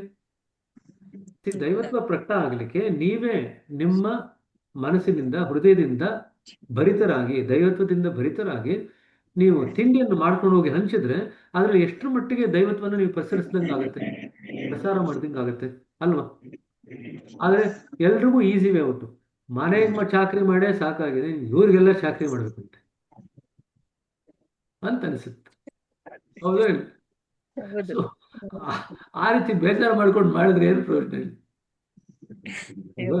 ಈಗ ನೋಡ್ರಿ, ಎಷ್ಟದಿ ನೋಡ್ಕೊಳ್ರಿ, ಎಲ್ಲರೂ ಮನೇಲಿ ಅಡಿಗೆ ಮಾಡ್ತೀವಿ. ಎಷ್ಟತಿ ನಾವು ಮನೆಯಲ್ಲಿ ಅಡಿಗೆ ಮಾಡಿದಾಗ ಅಭ್ಯಾಸಗಳು ಬರ್ತಾರೆ, ಅವ್ರಿಗೂ ನಾನು ಏನಾದ್ರು ತಗೊಂಡು ಕೊಡ್ಬೇಕು ಅಂತ ಹೇಳಿ ತಿಂಗಳಿಗೆ ಒಂದ್ಸಿದ್ದೀನೋ 2 ತಿಂಗಳಿಗೆ ಒಂದ್ಸಿದ್ದೀನೋ ಏನಾದ್ರು ಐಟಮ್ ಮಾಡ್ಕೊಂಡು ಹೋಗಿ ಯಾರನ್ನು ಕೊಟ್ಟಿದ್ದೀರಾ? ನೋಡ್ಕೊಳ್ರಿ. ಮಾಡ್ಕೊಂಡು ಇಲ್ಲಿ ಮಾಡ್ತಾ ಇಲ್ಲ ಅಂತಂದ್ರೆ ಮಾಡ್ರಿ. ಕೊಡೋದ್ರಲ್ಲಿ ಇರ್ತಕ್ಕಂಥ ಖುಷಿ ತಗೊಳ್ಳೋದ್ರಲ್ಲಿ ಇರಲ್ಲ. ಅದು ನೀವು ದೈವತ್ವ ಮನಸ್ಸನ್ನು ದೈವತ್ವದಲ್ಲಿ ಮುಳುಗಿಸಿ ಮಾಡ್ಬೇಕಾದ್ರೆ ಇರ್ತಕ್ಕಂಥ ಖುಷಿ, ಅದನ್ನ ಮಾಡಿದ್ಮೇಲೆ ಬೇರೆಯವ್ರು ಕೊಡ್ತಕ್ಕಂಥ ಖುಷಿ ಬೇರೆ ಸಿಗಲ್ಲ. ಸರಿ, ಇದೆಲ್ಲರೂ ಕೂಡ ಅಭ್ಯಾಸ ಮಾಡ್ಕೊಳ್ರಿ. ದೊಡ್ಡ ಆಶ್ರಮಕ್ಕೆ ಹೋಗೋರು ಹೇಳ್ತಾರೆ, ಬ್ರದರ್ ಅಲ್ಲಿ 250 ಜನ ಬರ್ತಾರೆ, ನಾ ಏನ್ ಮಾಡ್ಲಿ ಅದಕ್ಕೆ ಅಂತ. 250 ಜನಕ್ಕೆ ಕೊಡಕ್ ಆಗದಿದ್ರು ಬೇಡ, ಒಂದ್ 15 ಜನಕ್ಕೆ 20 ಜನಕ್ಕೆ ಕೊಡ್ರಿ, ಪರವಾಗಿಲ್ಲ. ಎಷ್ಟು ಜನಕ್ಕೆ ಆಗುತ್ತೋ ಅಷ್ಟು ಜನಕ್ಕೆ ಕೊಡ್ರಿ, ಏನಿದೆ? ಆಧ್ಯಾತ್ಮದಲ್ಲಿ ಅಭ್ಯಾಸಿಯಾಗಿ ನಾವು ಪ್ರಶಿಕ್ಷಕರಾಗಿ ನಾವು ತರಬೇತಿ ಪಡೀಲಿಕ್ಕೆ ಹೊರಟಿದ್ದೀವಿ ಅಂತಂದ್ರೆ ನಮ್ಮ ಮನೋಭಾವ ತಗೊಳ್ಳೋದ್ರಿಂದ ಕೊಡೋದ್ರ ಕಡೆಗೆ ಹೋಗ್ಬೇಕು. ಅಭ್ಯಾಸಿಯಾಗಿ ನೀವು ಕೇವಲ ಪ್ರಾಣಹುತಿನ ತಗೊಳ್ತಾ ಇರ್ತೀರ, ನಿಮ್ಗೆ ಇನ್ನೂ ಯಾರಿಗೂ ಕೊಡ್ಲಿಕ್ಕಾಗಲ್ಲ. ಅದೇ ನೀವು ಪ್ರಶಿಕ್ಷಕರಾದ ಮೇಲೆ ಎರಡೂ ಟೋಪಿನ ಹಾಕೊಂಡಿರ್ತೀರಾ, ತಗೊಳ್ಳುವಂತ ಟೋಪಿ, ಕೊಡುವಂತ ಟೋಪಿ. ಸರಿ, ಆ ಕೊಡುವಂತ ಮನೋಭಾವ ಅಲ್ಲಿ ಬರ್ಲಿಕ್ಕೆ ಶುರು ಆಗುತ್ತೆ. ಸೊ ಒಂದು ಅಭ್ಯಾಸಿ ಬಂದು ನನಗೆ ಸಿಟ್ಟಿಂಗ್ ಬೇಕು ಅಂತಂದ್ರೆ ಅವ್ರಿಗೆ ಪ್ರಶಿಕ್ಷಕರಾಗಿ ನೀವು ಕೊಡಬೇಕು, ಪ್ರಾಣಾಹುತಿಯನ್ನು ಕೊಡಬೇಕು. ಸೊ ಆ ಮನೋಭಾವ ಯಾವಾಗ ನಮ್ಮಲ್ಲಿ ಕರಗತ ಆಗುತ್ತೋ ಆಗ ನಾವು ಪ್ರಶಿಕ್ಷಕರಾಗಿ ಚೆನ್ನಾಗಿ ಬೆಳೆದಿದ್ವಿ ಅಂತ. ಸರಿನಾ ಸರಸ್ವತಿ? ಕ್ವಶನ್ ನಾವು ಧ್ಯಾನ ಸಾಕಿರ್ರಿ, ನಾಳೆ ಕೇಳ್ರಿ. ಇನ್ನಿಬ್ರು ಕಾಯ್ತಿದ್ದಾರೆ, 8:30 ಬರ್ತಾ ಇದೀವಿ ನಾವು. ನಾಳೆ ಕೇಳ್ರಿ ಇದನ್ನ. ಸರಿನಾ? ಕೇಳ್ರಿ ಸರಸ್ವತಿ ಅವರು. ನೀವು ದಿನಾ ಕೇಳ್ತೀರ ಮಮತಾ ಅವರು, ಪಾಪ ಇವರೆಲ್ಲ ಅಪರೂಪಕ್ಕೆ ಕೈ ಎತ್ತಿದ್ದಾರೆ. ಸೊ ಅವರಿಗೆ ಫಸ್ಟ್ ಪ್ರಯಾರಿಟಿ ಕೊಡೋಣ. ಸರಿ, ನಮಸ್ತೆ ಅಣ್ಣ. ನಾನು ಕೇಳ್ತಿರೋದು ಅವರು ಅದೇ ಕೇಳಿದ್ರಿ. ಈಗ ನಾನು ಅದೇ ನೋಡ್ತಾ ಇದ್ದೆ, ಅವರು ಅದೇ ಕೇಳಿದ್ರಿ. ಗುರುಗಳದ ಇಲ್ಲಿ ಅನುಭವ ಆಯ್ತು ನಮ್ಗ. ಅಲ್ಲ, ಎಲ್ಲರೂ ಅದೇ ಪಾಯಿಂಟ್ ಅಲ್ಲೇ ಬಂದು ಸಿಗಾಕೊಂಡಿದ್ದೀರ ಅಂತ ಆಯ್ತು. ಓಕೆ, ಹೌದ್ರಿ. ಆಯ್ತು. ಸುಬ್ಬಲಕ್ಷ್ಮಿ ಬ್ರದರ್, ಮತ್ತೆ ನೀವು ಒಂದ್ ಎಕ್ಸಾಂಪಲ್ ಕೊಟ್ರಲ್ಲ, ಕಲ್ಲು ಮಣ್ಣು ಅದು ಜೀವ ಇದ್ರೆ ಬರುತ್ತೆ ಅಂತ. ಅಂದ್ರೆ ಇವಾಗ ಕನ್ಹಾ ಆಶ್ರಮ ನಮ್ಗೊಂದು ಎಕ್ಸಾಂಪಲ್ಗೆ ಅದಿದೆ. ಅದು ಕಲ್ಲು ಮಣ್ಣು ಬಂಜರ್ ಭೂಮಿ ಆಗಿರೋದು ಇವಾಗ ಫಾರೆಸ್ಟ್ ಮಾಡಿದ್ದಾರೆ ಅಂದ್ರೆ ಅದ್ರಲ್ಲಿ ಎಷ್ಟು ಪ್ರಾಣಾಹುತಿ ಜೀವ ತುಂಬಿ ಗುರುಗಳದನ್ನ ಅಷ್ಟೊಂದು ಮಟ್ಟಕ್ಕೆ ತಂದಿದ್ದಾರೆ ಅಂತ ಒಂದು ಉದಾಹರಣೆ ಹೇಳ್ಬೇಕನ್ನಿಸ್ತು ಅಷ್ಟೇ ಬ್ರದರ್. ಗುಡ್, ಒಳ್ಳೆ ಉದಾಹರಣೆ, ಸರಿಯಾದಂತ ಉದಾಹರಣೆ. ನೋಡಿ, ಕಾನ್ಹಾದಲ್ಲಿ ಎಷ್ಟು ಜೀವತ್ವ ತುಂಬಿದೆ. ಇವಾಗ ಎಷ್ಟು ಜನ ಬರ್ತಾರೆ, ಅದರಿಂದ ಪೋಷಣೆ ಪಡಿತಾ ಇದ್ದಾರೆ. ಎಲ್ಲಿ ಜೀವತ್ವ ತುಂಬುತ್ತೋ ಅಲ್ಲಿ ಹೆಚ್ಚು ಜನಗಳು ಬಂದು ಅದರಿಂದ ಪೋಷಣೆ ಪಡ್ಕೊಂಡು ಹೋಗ್ತಾರೆ. ಇದಕ್ಕೆ ನಾವು ಇಟ್ಕೊಂಡ್ರು. ಸರಿನಾ? ಎಲ್ಲೆಲ್ಲಿ ದೈವದ ಜೀವತ್ವ ತುಂಬುತ್ತೋ ಅದು ದೈವದಿಂದ ಬರ್ತಿರ್ತಕ್ಕಂಥ ಜೀವತ್ವ. ಅದರಲ್ಲಿ ಆಧ್ಯಾತ್ಮಿಕ ಉಷ್ಣತೆ ಉಂಟು. ಆ ದೈವದಿಂದ ಬರ್ತಿರ್ತಕ್ಕಂಥ ಜೀವತ್ವದಲ್ಲಿ ಆಧ್ಯಾತ್ಮಿಕ ಉಷ್ಣತೆ ಉಂಟು. ಆ ಆಧ್ಯಾತ್ಮಿಕ ಉಷ್ಣತೆಯನ್ನು ಪಡ್ಕೊಳ್ಳಿಕ್ಕೆ ಜಗತ್ತಿನ ಬೇರೆ ಬೇರೆ ಮೂಲಗಳಿಂದ ಜನರು ಬರ್ತಾರೆ. ಎಲ್ಲ ಕಡೆ ಸಿಗಲ್ಲ ಆಧ್ಯಾತ್ಮಿಕ ಉಷ್ಣತೆ, ಕೆಲವೇ ಸ್ಥಳಗಳಲ್ಲಿ ಅದು ಸಿಗತ್ತೆ. ಅದನ್ನು ಪಡ್ಕೊಳ್ಳಿಕ್ಕೋಸ್ಕರ ಜನ ಬೇರೆ ಬೇರೆ ಕಡೆಯಿಂದ ಬಂದು ಅದರಿಂದ ಪಡ್ಕೊಂಡು ಪ್ರಯೋಜನ ಪಡ್ಕೊಂಡು ಹೋಗ್ತಾರೆ.